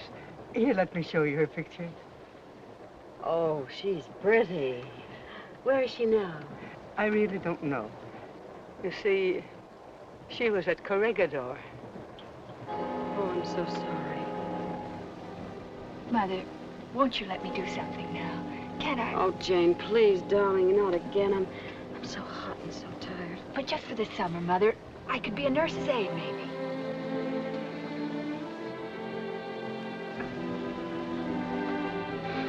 All right, Jane. Oh, gee, Mother, that's swell. But remember now, just for the summer. I embrace the code of a nurse's aide. I will do everything in my power to bring comfort to the ailing and the wounded, of whatever color, race, or creed. I will accept no compensation and seek no reward. And I will hold as a sacred trust the symbol of mercy which I wear, the Red Cross. Tell Jane I'm proud of my little Florence Nightingale. And she must hold the thought that next summer, or the summer after that, we'll be boating again on the lake. The summer after that.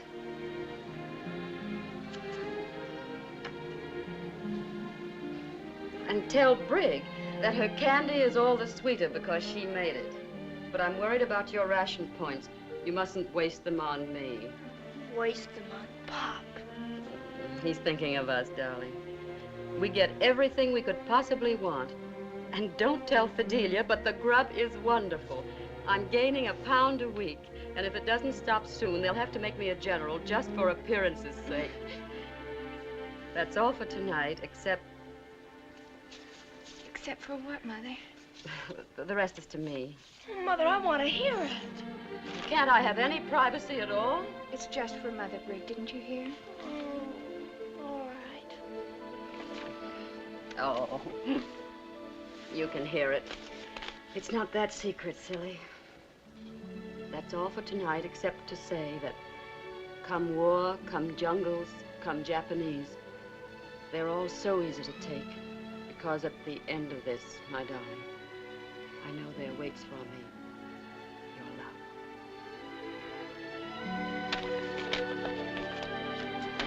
Are you satisfied?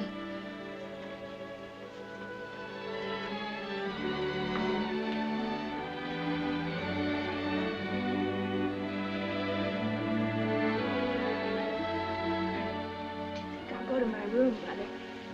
Oh, I thought we were all going to try out those new hairdos from Vogue tonight. Would you mind if we didn't? There's a pamphlet on... I want to study on third-degree burns. All right, darling.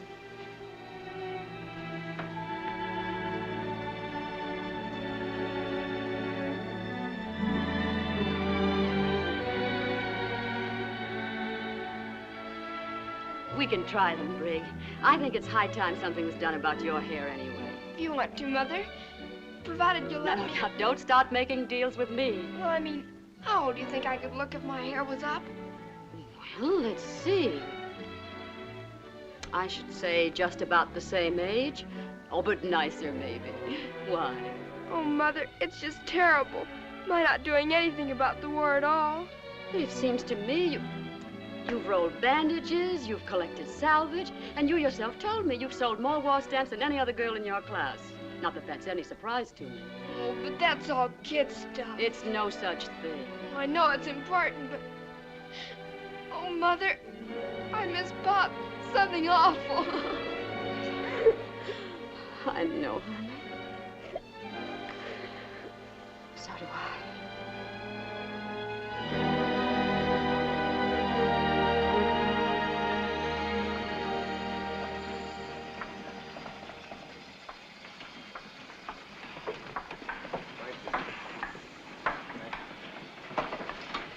Thanks, Toots. Ice cream?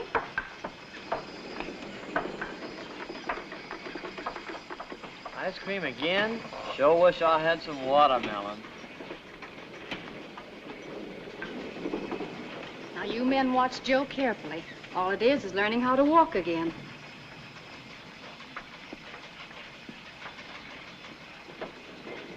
Thanks, kid. Hey, got any tutti frutti? Sorry.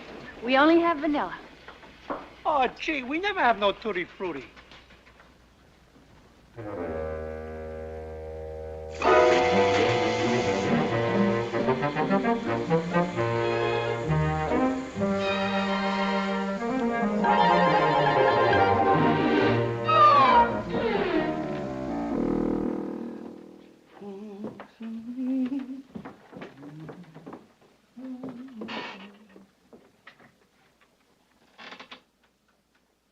Wake up, Miss Hilton. Wake up.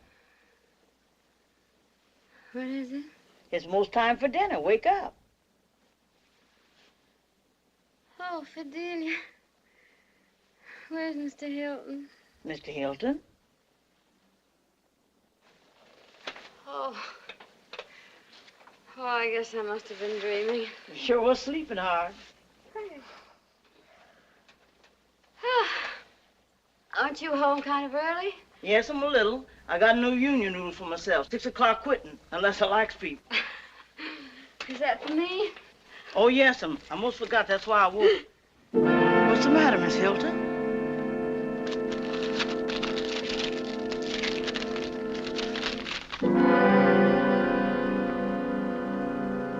Oh.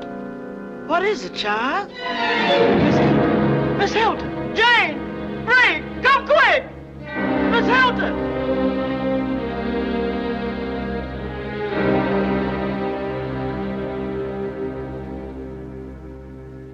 I pray the Lord my soul to take. And God bless Pop and Mother and Jane and Fidelia and Uncle Tony and Soda. And please, God, make Pop safe. Oh, I know he is safe. You wouldn't let anything happen to him. But please, make him safe anyway. Amen. Make Pop safe.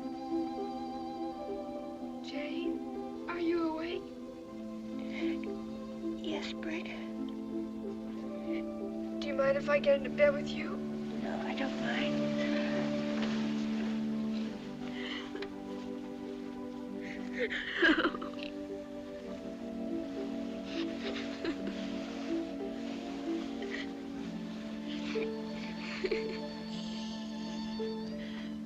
Don't let Mother hear you.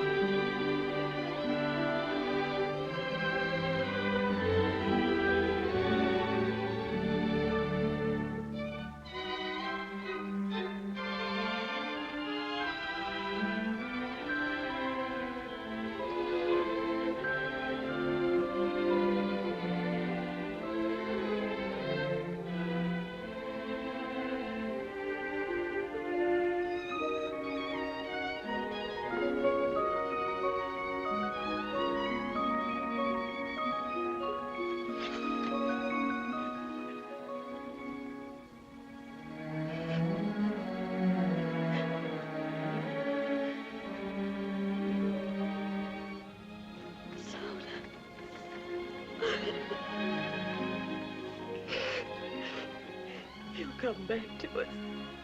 He'll come back.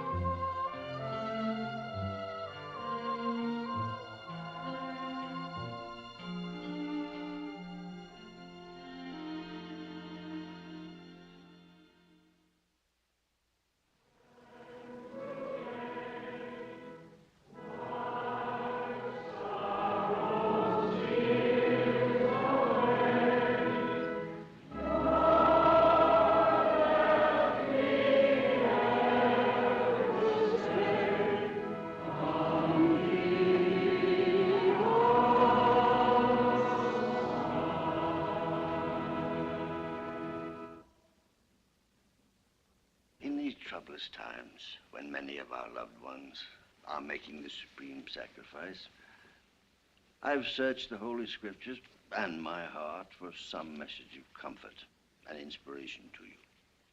On other occasions, I've quoted from St. John and the prophet Zechariah. I've reminded you of the 23rd Psalm. Thy rod and thy staff, they comfort me. Today, I offer you the words of a Maryland lawyer of another day when Americans were fighting to preserve their sacred heritage of liberty. Oh, thus be it ever, when free men shall stand between their loved homes and the war's desolation. Blessed with victory and peace, may the heaven-rescued land praise the power that hath made and preserved this nation. Then conquer we must, when our cause it is just, and this be our motto: in God is our trust. Now, those words have become the last stanza of our national anthem.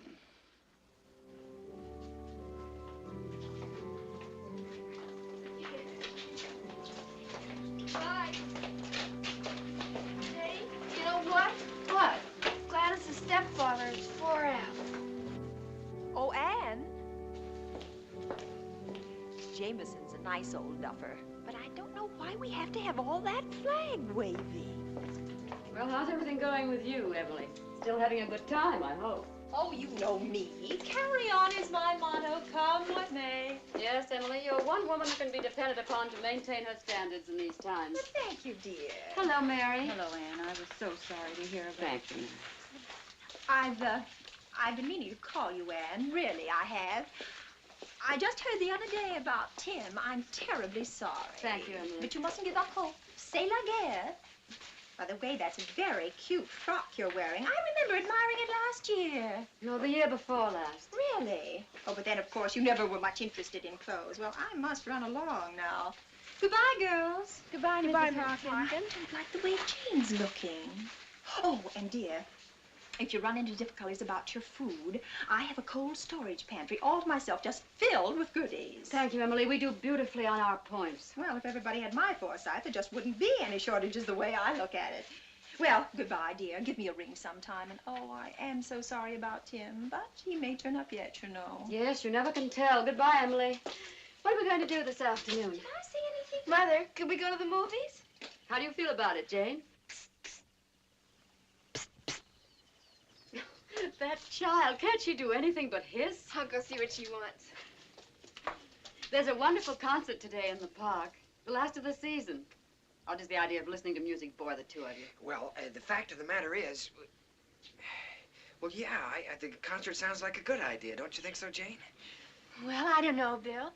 If you feel like some music. Or would you, by some remote chance, like to be alone with each other this afternoon? Oh, no, Mother, Mrs. Hilton, honestly, really? but we thought it might be nice if we went out to the country for the day. Mother, would you mind if I went over to Gladys's for lunch and stayed the afternoon?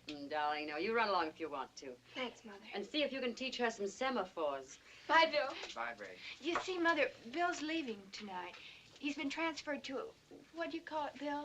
A staging area.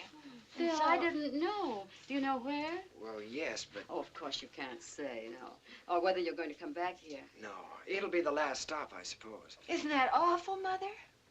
I'm sure it's what you want, isn't it, Bill? Oh, yes, ma'am. If it weren't for... May I see Bill off, Mother? You see, I don't have to go back to camp. I'm catching the Pathfinder at midnight. May I please, even if it is late? Of course. Provided I can, too. Oh, would you, Mrs. Hilton? That's wonderful. Oh, Mother, you're sweet. You almost knocked me over. Will you have supper with us? Oh, no, thank you, Bill. I have a million things to do. I'll see you at the train. So long, kids. Gee, she's nice. She's so lonely, Bill. Yeah, I know.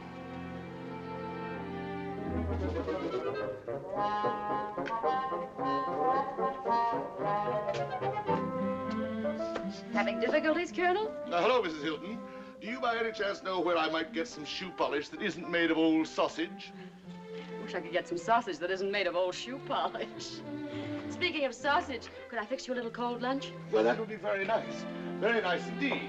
I had intended going downtown as usual, but I was a bit tired. You mean you haven't had any breakfast? I know. The fact of the matter is, I don't like breakfast on Sundays. But why not? Oh, I see. You mean that since you called off your deal with us for breakfast, you just sit right down over there, and I'll have it ready for you in a jiffy. This is kind of you. I'd better clean up a bit. Why don't you do it right here? Thank you. I'm very sorry I had that little run-in with your daughter. Jane? Oh, it was her fault, I'm afraid. That may be. But there's no excuse for my own boorishness. Let's forget it, shall we?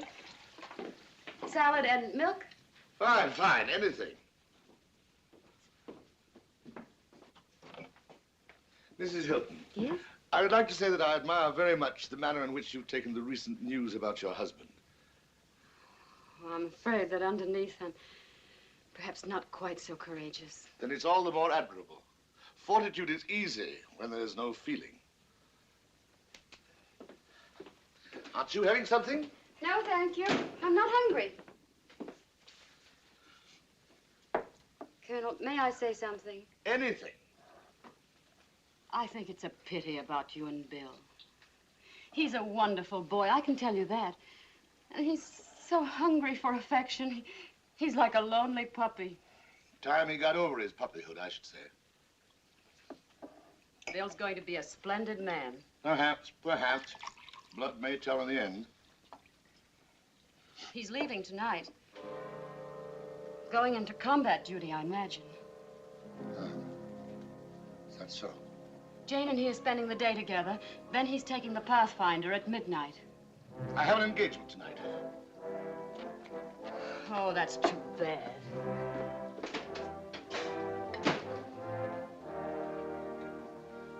Your grandson's going off to war. But I don't suppose that's of any importance to you. If you'll excuse me. Mrs. Hilton. Yes? I don't want you to think that I'm any more ruthless and hard-hearted than is the case. I do have an engagement, an important one, with a British Army mission that's only here for the day. Here's the wire from them. There's nothing I can do. Oh, I'm terribly sorry. I'm sorry for Bill and for you. Perhaps I can finish in time. In which case... You'll be at the station? I'll try. I'll try my best. But if I can't, would you wish the boy luck for me? Of course I will. Oh, it'll mean a great deal to him, I know. And thank you very much for the lunch. Will you give us another chance at breakfast? On the house? Well, of course I will. Delighted, I'm sure. Good afternoon, Colonel. Wonderful woman. Wonderful woman.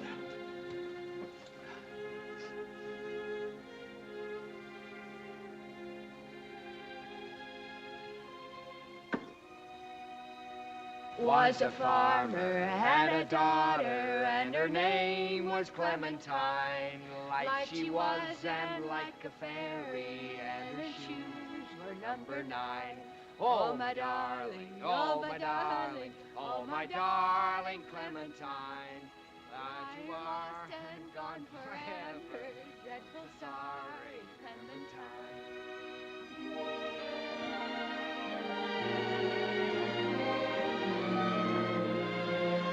I was just thinking how much fun it would be to stay out here always. Just like this. Just the two of us. Oh, Bill, if we only could.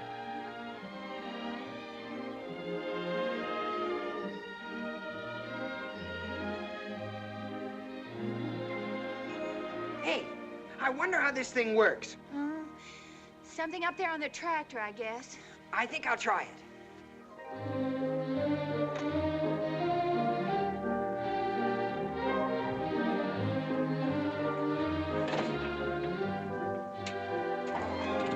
Hey, this looks like a cinch. Sit tight and I'll give you a ride. Oh, Bill, be careful.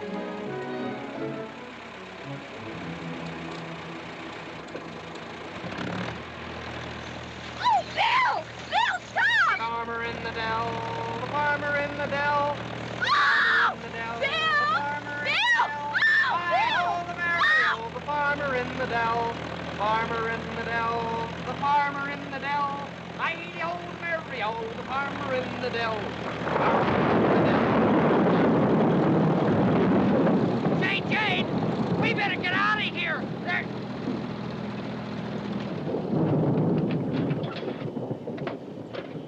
Jane! Jane! Where are you? Jane! I'm right here, you darn fool. Oh, Jane, I'm sorry. What happened?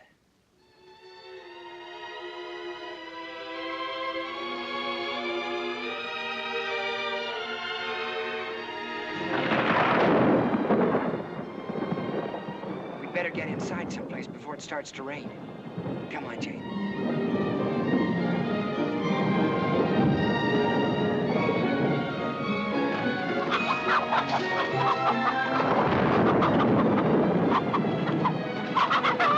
Oh, boy, we certainly made that just in time. Ho-ho! How'll we get home if this keeps up? Must be almost 7 o'clock. Oh, what do you know? You guessed it. It's just exactly 18 minutes to 7. Only 5 hours more. Oh, I almost forgot for a little while. I didn't forget. Not for a minute. I thought about it all day long. Well, gee, I never thought anybody'd care about me. Anybody like you. Bill.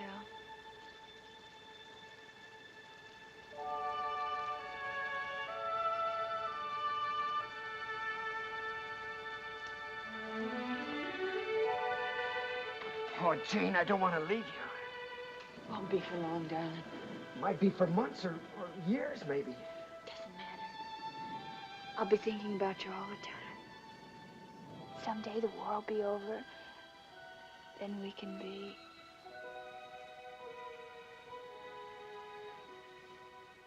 Then we could be married, Jane. If you want to be, Bill. Oh, darling. Oh, I'm so happy. Oh, I just can't believe it. I just can't. I love you. Oh, I do. I love you. I love you. Oh, I just don't understand it. Bill, do you realize we're engaged? Engaged? Aren't you going to kiss me?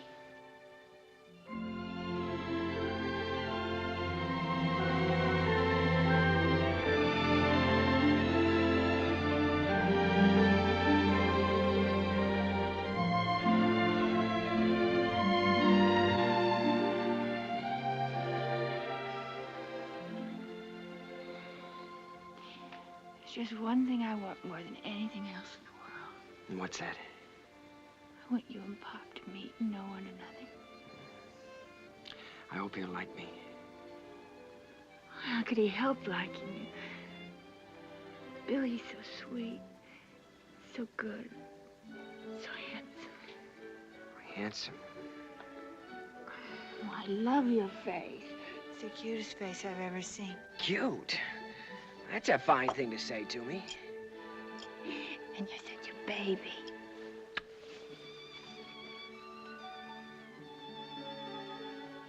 Look, the rain stopped. Oh, isn't that too bad? Yes. Oh, it's awful, but we better get started back. We've got to make that train now. Yeah, I guess you're right. Gee, I hope you didn't catch the flu out here in the storm. Now, don't you start worrying about me or I'll break our engagement. Oh, you have the prettiest hair. I'll bet no other nurses' aide has hair like that. Lots of them have. Prettier, too. Well, they don't have as pretty eyes then. Prettier. Well, noses then. Lots prettier. I don't believe it. Well, I'll tell you one thing they don't have. What?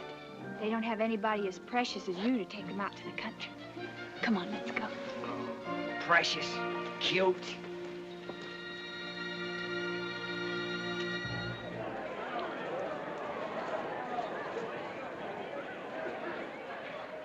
New York Central Train number 2, the Pathfinder, leaving at 12:01 for Buffalo, Rochester, Syracuse, Utica, Albany, and New York on track number 4. Just let me look at you, darling. This picture I'll carry with me always. Now go. And don't even look back.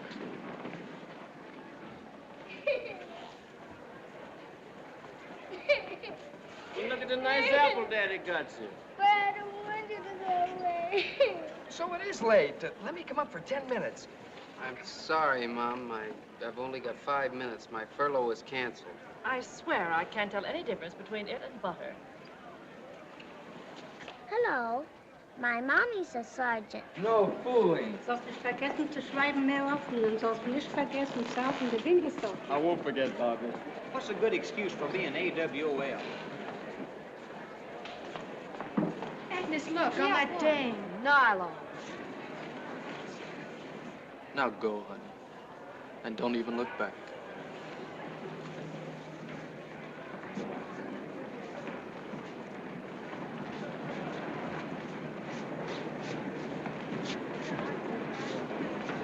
Oh, 5 months' pay. Give me some war bonds. Plenty of them. Jane. What, Bill? Nothing, just Jane. Silly. Suits me if they tax me 100%. Oh, yeah? I was just thinking. So was I. I wonder if there's some place where we can go free where we don't have to dance with hostesses. In 15 minutes, you'll be gone. I know. I'll meet you in New York. You will? And we'll get married, and I'll have a baby. Oh, boy, that sounds wonderful. We'll get married and I'll have a baby. We'll do it the day the war's over. No, I mean tomorrow. Or Tuesday. Oh, gee, Jane, we couldn't do that. Yes, we could and we will. You could and you will what? Now, don't tell me you two are having an argument. Fine thing, I must say, 10 minutes before train time. Well, you see, Mother, It doesn't make any sense, Jane. What doesn't make any sense? All right, don't tell me then. Jane, would you get Bill some magazines? He doesn't need any magazines. You don't need any magazines. Well, then some newspapers or cigarettes or anything. But, Mother, why? Because I want to talk to Bill. Oh. I'll be finished by the time you get back, I promise. All right. I'm sorry to break in on these last minutes, Bill. Well, I hope you're not worried over what we were talking about, Mrs. Hilton. I told Jane... You don't have to tell me. I wanted to talk to you about your grandfather. Oh, him. The Colonel was very upset about your leaving. I could tell. How did he know I was leaving? Did you tell him? Oh, yes. I hope you don't mind. Oh, it doesn't make any difference. Not to him, it doesn't. Your grandfather loves you very deeply. Well, then why wasn't he down here to see me off? I think he'll still make it. He said he was going to try, and I believe him. Well... He said if he didn't, to wish you luck. He did? Isn't there something you want me to say to him? Well, maybe you could tell him that, well, tell him that I'm a Smollett, all right, and before this thing is over, I'll make him proud of me yet. Gee, that's a grandstand speech for you. No, it isn't. It's the very nicest gift you could give him.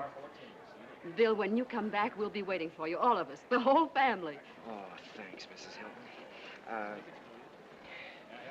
Gee, I hope Jane doesn't bring me back any mystery magazines. I can't follow them. Oh, here she is. Have you finished now, Mother? I tried to get you some mystery magazines, but they're all sold out. Oh, thanks. You see how lucky you are? What do you mean? Never mind. Goodbye, Bill. Where are you going, Mother? I'll wait for you at the soda fountain. You two finish your argument, whatever it was. Oh, we weren't arguing, Mrs. Hilton. Oh, no, well, you were giving a pretty good imitation of it. So long. Goodbye, Mrs. Hilton. Oh, Mrs. Hilton. I know everything's going to be all right about Mr. Hilton. Gate number 2 now open for the Pathfinder, leaving at 12:01 a.m.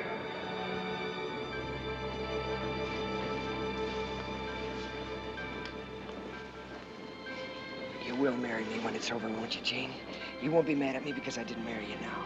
Of course I won't be mad. But you take care of yourself. I will. You write to me? I will. You do understand, don't you? I think so. You know, it's because I wouldn't want you to be... Well, you know, if anything happened to me... A widow, you mean? Yes, but not only that. If something happened, I mean, if I was... If you were wounded? Oh, Bill, I'd take care of you the rest of our lives. Always. Oh, Bill.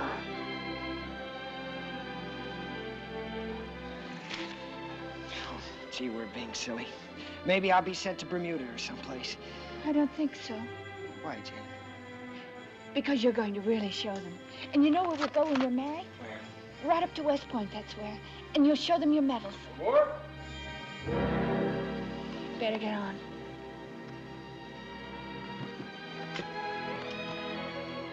Oh, I almost forgot I have something for you. You have? Oh, gee, you didn't have to do that. Here, it's my class ring. Oh, that's wonderful. You sure you don't need it? I don't know what's more important than it's being our engagement ring. Isn't it awful that I didn't get you a ring? But I'll send you one. It doesn't fit very well. Maybe I should have gotten you something else. Oh, no, I'd rather have this than anything. Well, get on, son. We're about to pull out.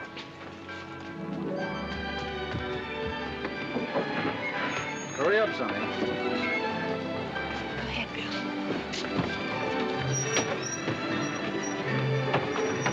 Jane! Oh, I almost forgot. Have your picture taken as soon as you get there and send me one. I will. And don't you go getting fatter. Don't worry, I won't. Oh, Jane, here, hurry. Oh, but it's your watch. You shouldn't. You'll need it. Goodbye, darling. Oh, Bill, I'll keep it. I'll keep it with me all the time. So long, darling. Goodbye. Take care of yourself. Bill! Bill! Goodbye, Bill. Goodbye, darling. Goodbye, darling. I love you. I love you, darling. Goodbye, darling.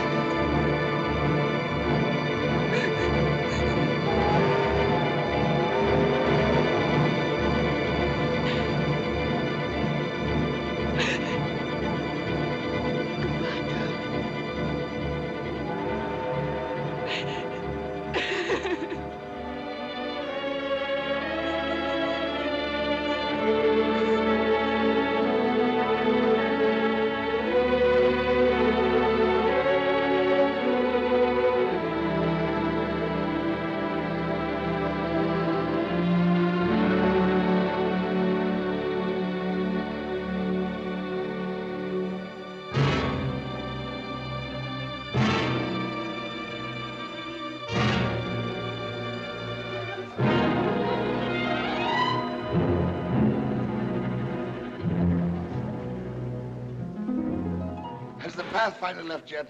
Yes, sir. Right on time.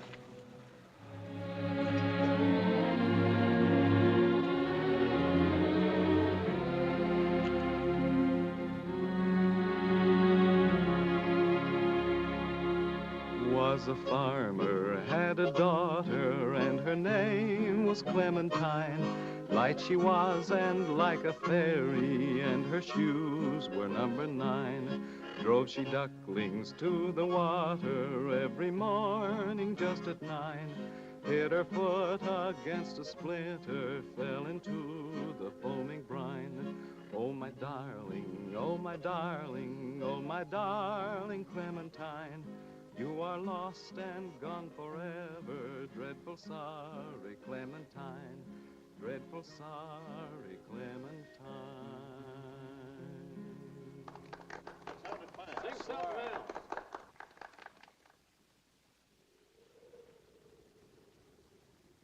Hello, Brig. Hi, Jane. Wait for me. I'll be there in a minute. Now, Gladys, don't forget you're to go to the Jacksons and pick up those big empty paint cans they have there. I'll see you tomorrow. How are things at the hospital? Oh, fine. How's school? Oh, same old bore. Young girls should get an education. Is that so?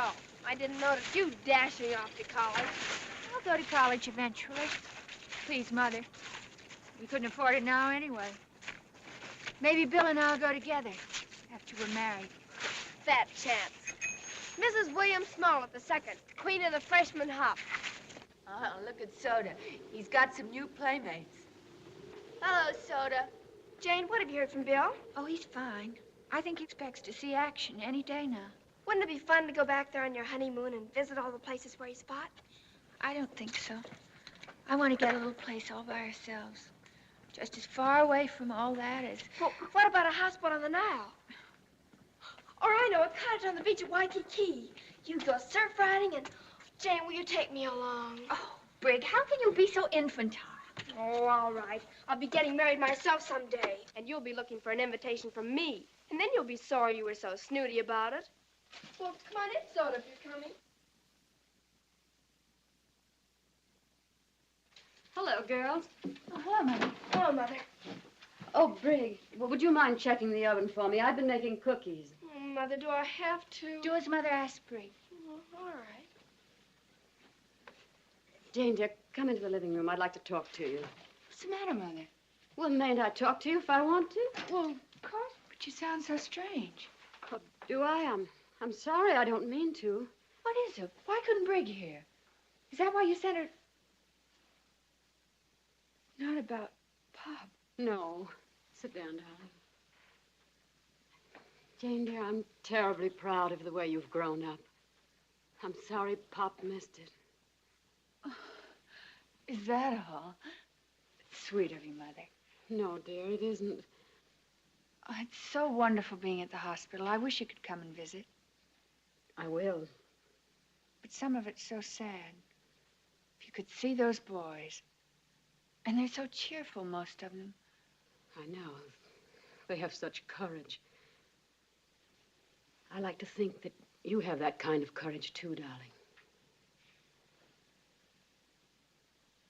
What are you trying to tell me? That when a man goes off to war, we have to be... Bill! The telegram came just a few minutes ago. It was addressed to you, but I opened it. Did it say he was missing, or what? I don't care if he's wounded. I don't care what's happened to him, if only... No, dear, it said he died in action at Salerno. Oh, it couldn't be. It couldn't be. It could be a mistake, couldn't it, Mother? I've heard that sometimes they get the names mixed up. No, honey, you mustn't fool yourself. That would be the worst thing of all. You've got to face it, as hard and cruel as it is. Yes, I know. I've known it all along. Oh, Mother. Cry, darling. Cry your heart out.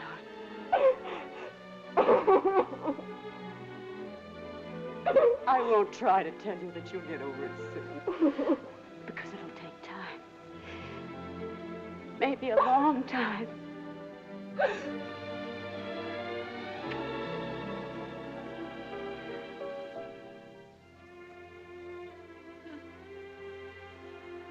No, I won't cry. A wonderful boy loved you, Jane. That doesn't happen to everybody. But I had him, oh, such a little while.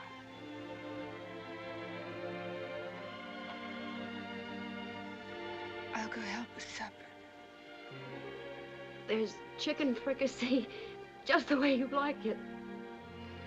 Sounds fine. Isn't it funny? We were just talking. Brig was just saying about our honeymoon.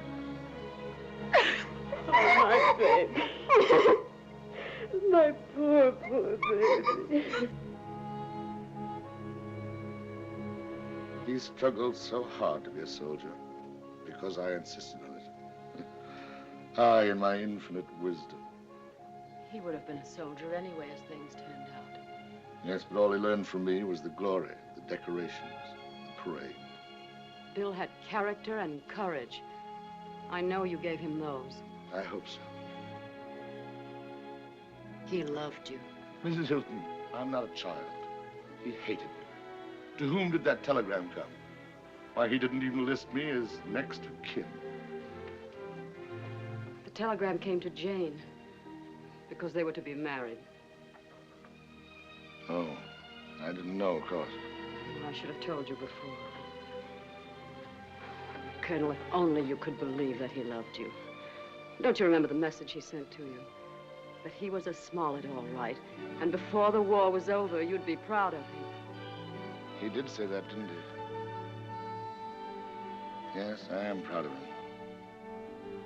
My only grandchild had to die before I... Come in.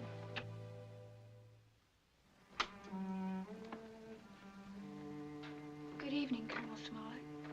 Good evening, Jane. Come in, please. I thought perhaps I could bring you a little supper. I thank you. That's most thoughtful of you. I'm awfully sorry about... Would you like to have this?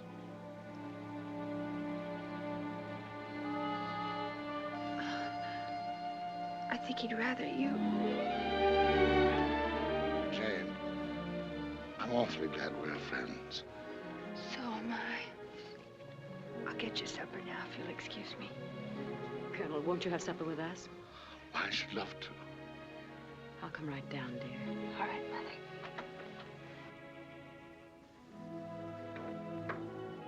And I might have had that wonderful child as a granddaughter. Bill was fortunate to have known her. Bill deserved her. He was such a good boy. Yes, I dare say. The good die first, and they whose hearts are dry as summer dust burn to the socket.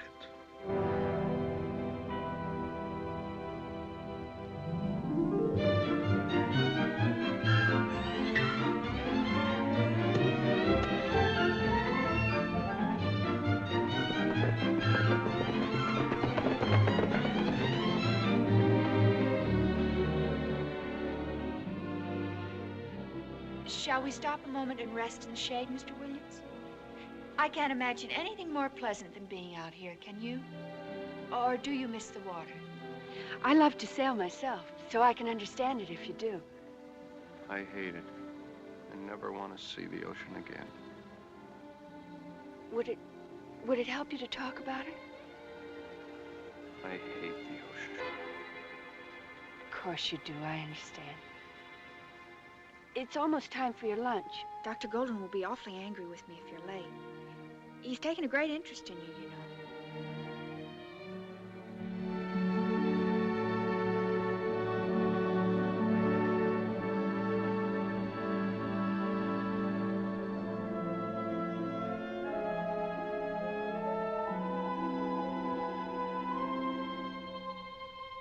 Me and the Merchant Marine? That was a joke in the first place. I've always hated the water, ever since I was a kid. But most boys love the water. They love to swim. I couldn't swim. And one day, my brother Jimmy pushed me off the pier. And then he had to pull me out. He was always laughing at me and telling me not to be yellow. He told me not to be yellow when our ship was hit. That was the last time I ever saw him. You're not a coward, Danny. Fear is normal. We'll help you to understand that. And when you do, you won't be afraid of the water. You won't even be afraid of being afraid. Rest a while, Danny. You're a fine boy.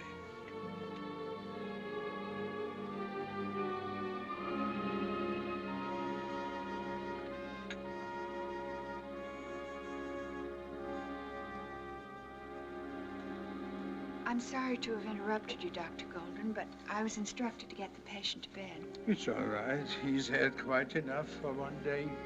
Doctor, will Mr. Williams be all right? In time. These fine young men, they must have another chance at life. And we must work to give it to them. His burns seem almost healed. Yes, his burns, but the more serious injury, that, I'm afraid, will take more time. The injury to his mind? Is that what you mean? No, not to his mind. To his confidence in himself and in others. Yes, we must rebuild Danny Williams' life all the way back and all the way forward. Hasn't there ever been anyone close to you, Miss Hilton, for whom you would like to have done that? Yes. There was someone. Ah, there was. We must not live in the past, my child. There's a whole wide broken world to mend. Now, come, I must have another patient. How would you like to do a tired old man a favor? Oh, anything, Doctor. Then smile for me. Let me see that young people still can smile as they used to long ago. Huh? Just as I remember. good, my child.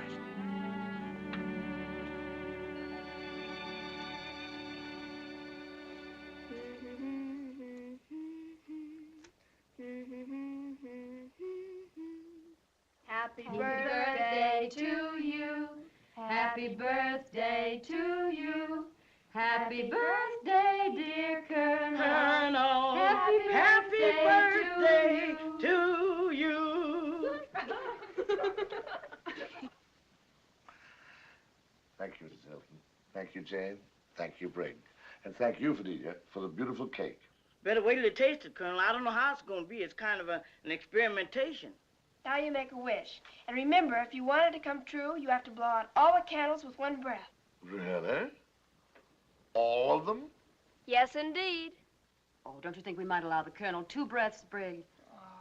No special dispensations are necessary. Oh, no special dispensation. Now you have to get the first piece. Really, Bridget, I wasn't born yesterday. There are a few things that I do know. Bridget, he's here again. Soda, get down. Come here. I don't understand it. He never does that with anybody else. He's apparently very devoted to you. I can assure you I've taken every conceivable step to discourage his affection. Oh, I wonder who that could be. Is you anticipating callers, Miss Hilton? I'll answer it, Fidelia. Don't you bother. You're busy. If it's Gladys, I'm not home. Tony. Yes, the bad penny again. How are you, J.D.? Oh, I'm fine, Tony. Brig wrote me about everything. Please, don't talk about it. I understand. Who is it today? You'll never guess. It's the Colonel's birthday. We're giving him a party. Oh, I'm sorry. Maybe I'd better go. You do no such thing. You're just what we need. Not Lieutenant Willett. Lieutenant Commander to you. Not really. Tony! Congratulations. You didn't say you were coming back. I was going to write you, Brig, but I wasn't sure you still cared. You're just in time for some birthday cake. Good evening, Mr. Willett. How are you, sir? So you've been promoted. Well, I suppose there must have been some reason for it. I'm sure I don't know what it could have been. I was sorry to hear about Bill. Thank you. Sit down, Tony. That looks good. Where's Fidelia? Here he is, Lieutenant Willett. Fidelia, this makes it official. Yeah, give me that. I sure is glad to see you back. Should I move the rooms around like before, Miss Hilton? Oh, my goodness. Don't worry, I've got a room downtown this time. Never heard tell of such a thing. Now. Oh, I almost forgot. I have something for you, Jane. For me? Well, didn't you bring me anything? Oh, Brig. Isn't anything, really, but when I saw it, I just couldn't resist getting it for Jane. Oh! Oh! Where on earth did you get it, Tony? You won't believe it, but it was practically the only thing left in a little shop in Salerno.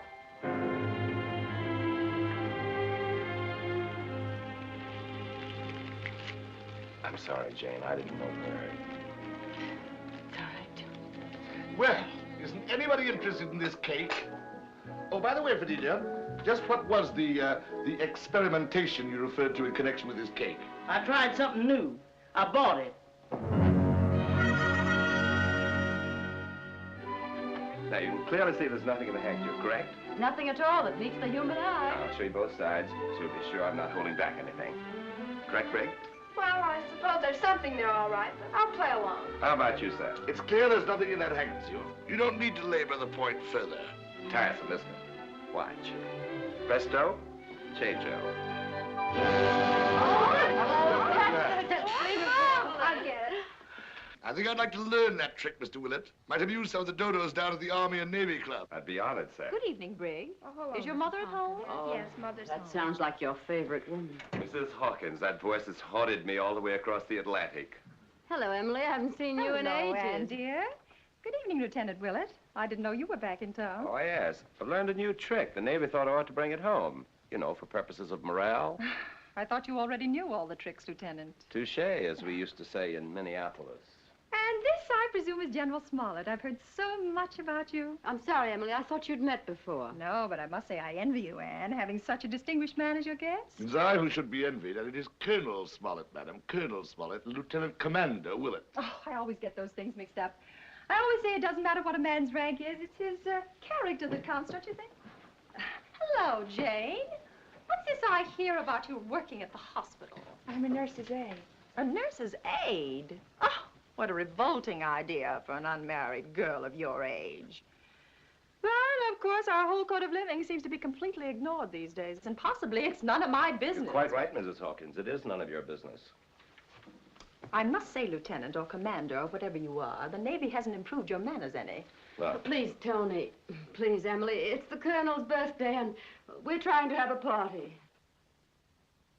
I'm sorry. I meant no offense to you, Jane. I simply feel that well-brought-up young girls shouldn't be permitted to have such intimate contact with all sorts of boys who've lost their arms and legs. They're young, too, lots of them. But they weren't too young for that, Mrs. Hawkins. And I don't think breeding entered into it either. Bravo, Jane. I don't care to debate it with you, Jane. But surely there are women who are more suited to such... That's just it. There aren't women more suited. And women who might help, like you, Mrs. Hawkins. Think you're doing your part if you attend a canteen dance for your own pleasure. You're tired, honey. Why don't you go upstairs? Yes, Mother. But there's just one or two more things I want to say. Come on, darling. She's not worth it. We're not V girls. We're simply helping with the wreckage. All right, Brig, let's go play with our dolls. Don't worry, Mrs. Hawkins. Please don't worry if our precious, well-bred hands come in contact with those mangled bodies. We'll survive, even when they don't. Anne Hilton, what on earth has happened that you would permit a child of yours to talk that way without so much... Without so much as what? Thank heaven my child had the courage to say to you what should have been said long ago. And let me add that I'm ashamed. Ashamed that I've put up with you, that I've even known you. Well, from now on you needn't know me. Don't you think for a minute you have me fooled, Anne Hilton? I've not forgotten how you felt about your husband joining up. And may I ask, just what other noble sacrifices you've made to give you the privilege of being so self-righteous? I'm afraid that's just it, Emily. I haven't really made any sacrifices. Oh, I haven't hoarded and cheated and done all the other selfish, unpatriotic things that you've done. But as far as making sacrifices, I'm afraid we're two of a kind. And the realization of it doesn't make me very proud or happy. Well. Goodbye, Major.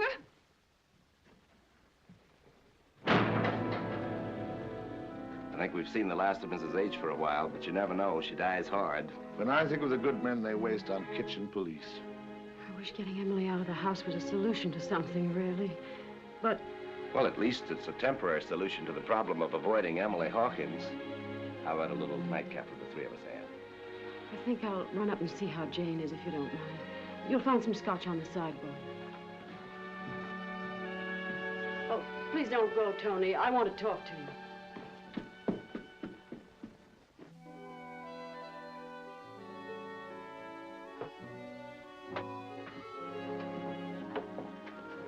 Say when, Colonel? When we're fine.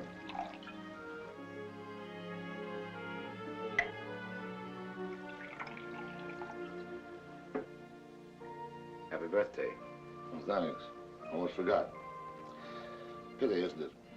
Sure is. Well, I think I'll take myself off to bed. Good night, Willett. I rather like you, if I may say so. Couldn't be more pleased, sir.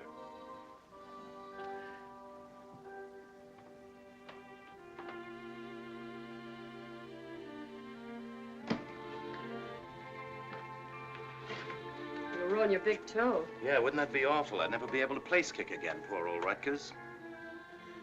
Well, Tony, you didn't expect to find another front here at home, did you? But our side won victory over gas power. How's Jane? Oh, she's fine. Her thinking is as clear as a bell. How am I, why don't you ask? Trying to figure out what sacrifices you can make, is that it? Don't, Tony. I'm sorry, but after all you've been through, to have to listen to you berate yourself. You wouldn't sit down like a good girl. Let me talk for a minute, would you? All right. But I won't promise to listen. Look, Anne, what's your guess as to why I joined the Navy? Because you want to do your part, just the way Tim did. Don't kid yourself, I'm no Tim. I joined up because top hats suddenly seemed a little silly, and I wanted to have some fun and excitement. I laughed up my sleeve at all the fellows who were giving out with noble motives, the 4 freedoms, and all the rest of it, but I found out that it all added up to a simple, corny phrase that I couldn't laugh off. Home sweet home. I know. You do know? Listen, Ann, you're doing a swell job here at home, holding things together. Those daughters of yours, they're pretty wonderful. I know Tim's going to be mighty pleased with them. Though I imagine he'll be a bit surprised to see how Jane grew up boom without so much as a by your leave. Yes, she grew up while Mother knitted. Or worse still, while Mother didn't even knit. And that's the point, Tony. Can't you see it? Boy, I see what you mean now about not listening. I guess I was pretty dull at that. All right, laugh at me. But it's settled in my mind once and for all. I have a husband who went off to fight for this home and for me. That's what you said, didn't you? And I have children. Children who had courage and intelligence while their mother lived in a dream world. Well, believe me, I've come out of it. I buy your home sweet home idea, Tony, but I want to do something about it. Well, say something. Oh, don't tell me the glib Tony Willett's at a loss for words all of a sudden. Well, Annie, me girl, I'm afraid you're right.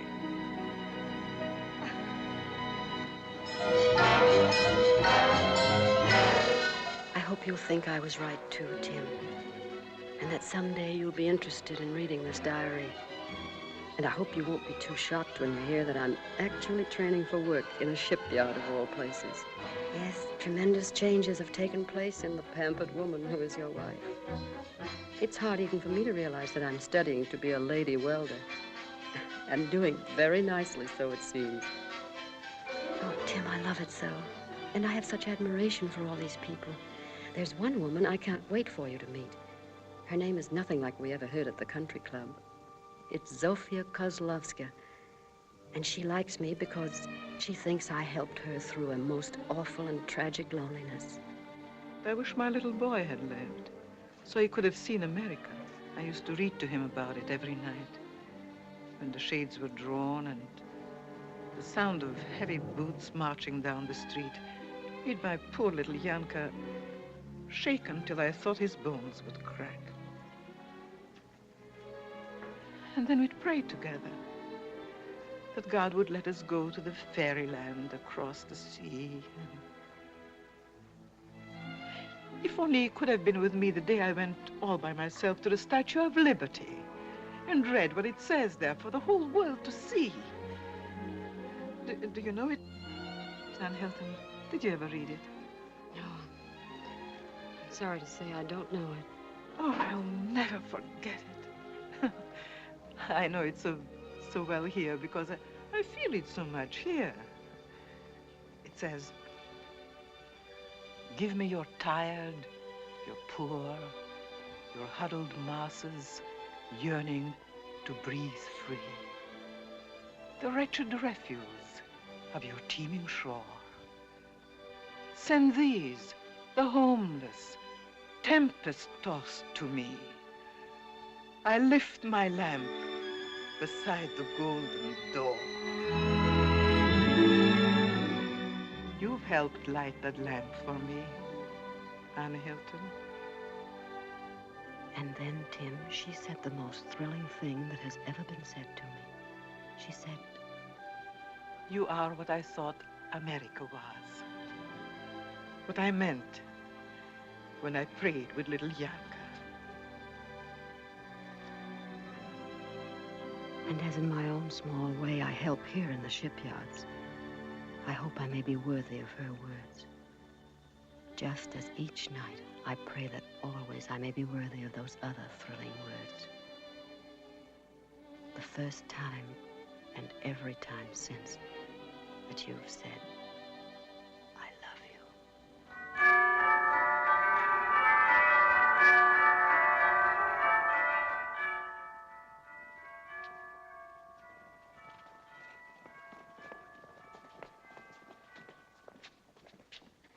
Now remember, don't start until the door opens. When it does, let them have it. What's the matter, Bub? You look a little reluctant. It ain't that I don't trust you, but I'd like to have my money first. You've got a very suspicious nature. All set? Lieutenant Solomon, clear for action. Aye, aye, sir. Silent night, holy night, all is calm, all is bright. Wound yon virgin, mother and child. Jane! Colonel, come on! Somebody's here. They're singing. Come on, Colonel, get a move on. Silent night, peace on earth, goodwill toward men. Colonel, I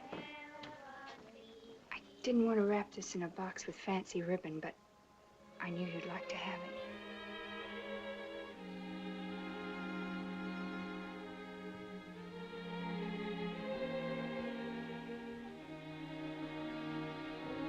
Thank you, Janie. Merry Christmas.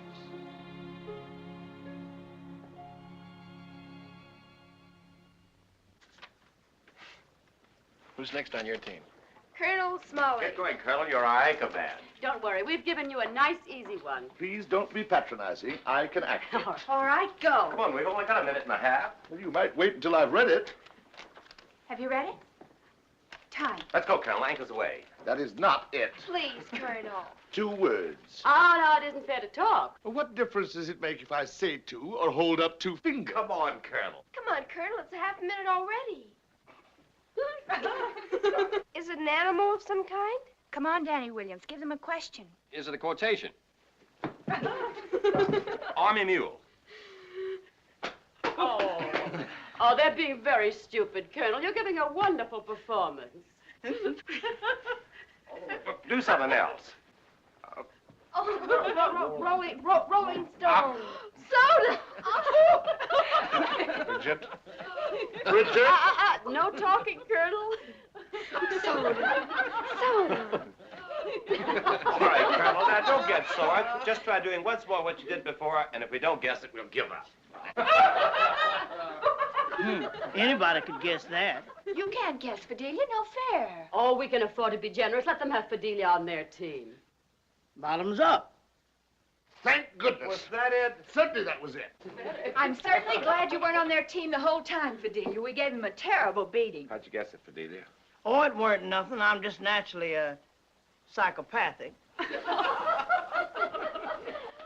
on, don't be nervous. Come on. Mother, Gladys wants to say something. Well, hallelujah. Bring her in. This is Gladys Brown, everybody. She's a friend of mine. Well, come in, Gladys. She wants to say something to you. Come on, Gladys. It isn't hard. Honest. Merry Christmas. Well, she made it anyway. I have big plans for her next year. Yes, she can be the class orator. Come on, everybody. Coffee and sandwiches. Congratulations, sir. I thought you acted very good. Oh, it was nothing really. Oh, Gee, that was fun. The Colonel's a good sport, isn't he? Yes, we all adore him. Fidelia, when did you start specializing in this bird food? You won't tell anybody? There's a chicken leg I saved for you. That's more like it. You just sneak out by yourself. You'll find it on the second shelf in the icebox. It's a wonderful party, Mrs. Hilton. Oh, it's Tony. He brings life to any party. Tony's doomed to go through life as everybody's darling. Even to his men? Well, they don't think of him as darling exactly. Hero worship's more like it. I bet he didn't tell you he's been recommended for the Navy Cross. No, really? Oh, he'll make jokes about it, but he's very proud of it. Well, where did... Oh, I want to talk to you, John Paul Jones. What have I done now? The Navy Cross, that's what you've done. Yes, he told me. Do they give you a ribbon? Well, what does it look like? What are the colors? As a matter of fact, it looks just like that. Oh, now stop it, Tony. This is an old one. It's last year's model. Listen, Ann, he'll joke about it, but he's really very proud of it. Well, he said the same thing about you. Well, if you people will excuse Oh, me, he did, I'll, did he? No, never mind about him. Come in here. I want to talk to you. I wish that guy Solomon would stop acting as my press agent. Yeah, what do I do with this? Well, what do you suppose you do with it? Finish it, of course, you wastrel. I could use some milk with it. Oh, honestly, I never knew heroes were so helpless. Here, look out. You know, Tony, I'm really very angry with you. I have to find things out from a stranger. Didn't think you'd be interested. Oh, of course not. No, all I want to know is if you found any new sugars in Sicily. Well, now, I don't want to shock you, but it's no wonder those Italians can paint. There was a dame standing right in the middle of the street with a big tub of spaghetti. And she had the... Yeah, never mind what she had. I have a little imagination. Yeah. Well, even as I looked at her, I thought, she's good. But what are they all? What are all the women in the world compared with Anne? Oh, Tony, will you never stop? No, I'll never stop, Anne, as long as I can dream about you. If you ever thought the dream had a chance of coming true, you'd... I'd what, Anne? Finish it yourself. You make it pretty tough for me. I feel I've been wrong about you all my life. I have to go looking for a new ideal. Afraid it's a little late for that. What's more, you'd run for your life. First, you'd wring my neck, as I'd expect and want you to. That's right, and what would be the fun in that? I'd never be able to break my heart over you anymore. Oh, Tony, never grow up. Never, never. Or I'd lose something very dear to me. Something very dear to all of us. All right. And I'm going to sound awful silly someday, making verbal passes at you when we're both in wheelchairs. You know, I'm looking forward to that. All right, now wipe the milk off your silly face and tell me in your usual accurate fashion how you became a hero. Well, I'll tell you.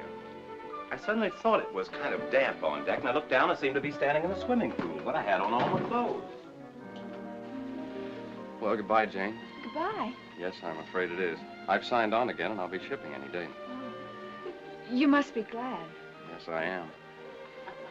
Jane, you've been wonderful, too. May I write to you? I wish you would.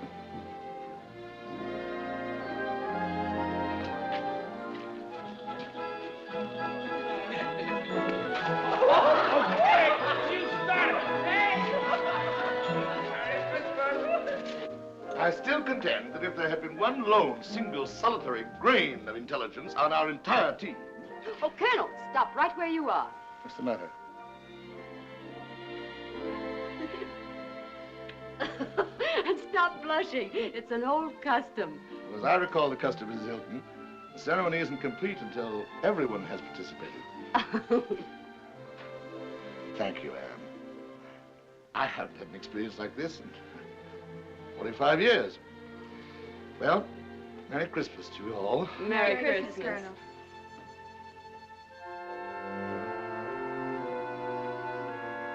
Come on, Soda.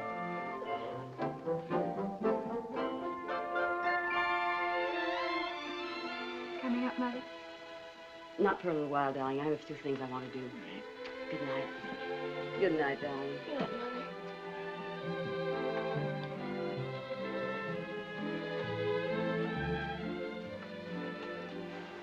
Merry Christmas, Mother. Merry Christmas. Merry Christmas, darling.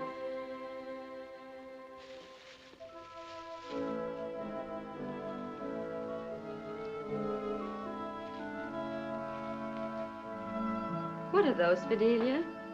Mr. Hilton done sent these to me a long time ago and told me to put them under the Christmas tree, just like we've always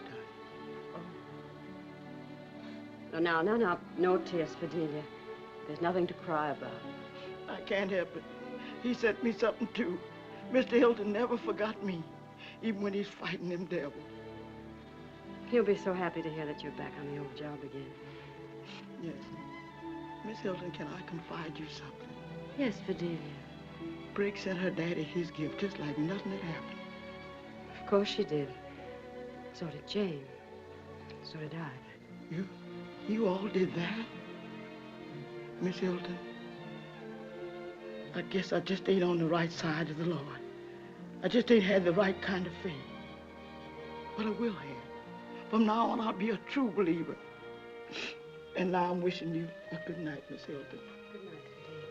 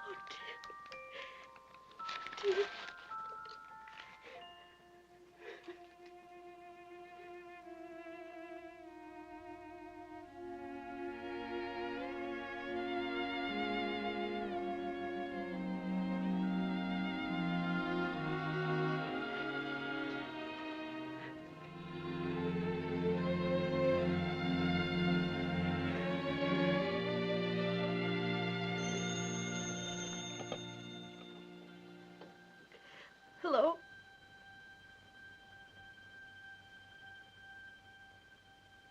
Cablegram.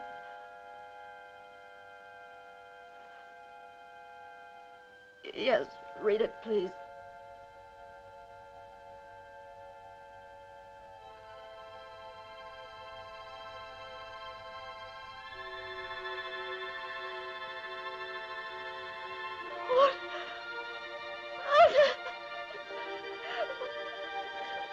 What was that? No, yes. Yes. Oh, yes, mail it to me, please. Yes, mail. Oh, Brig! Jane! Jane, Brig! It's the cable!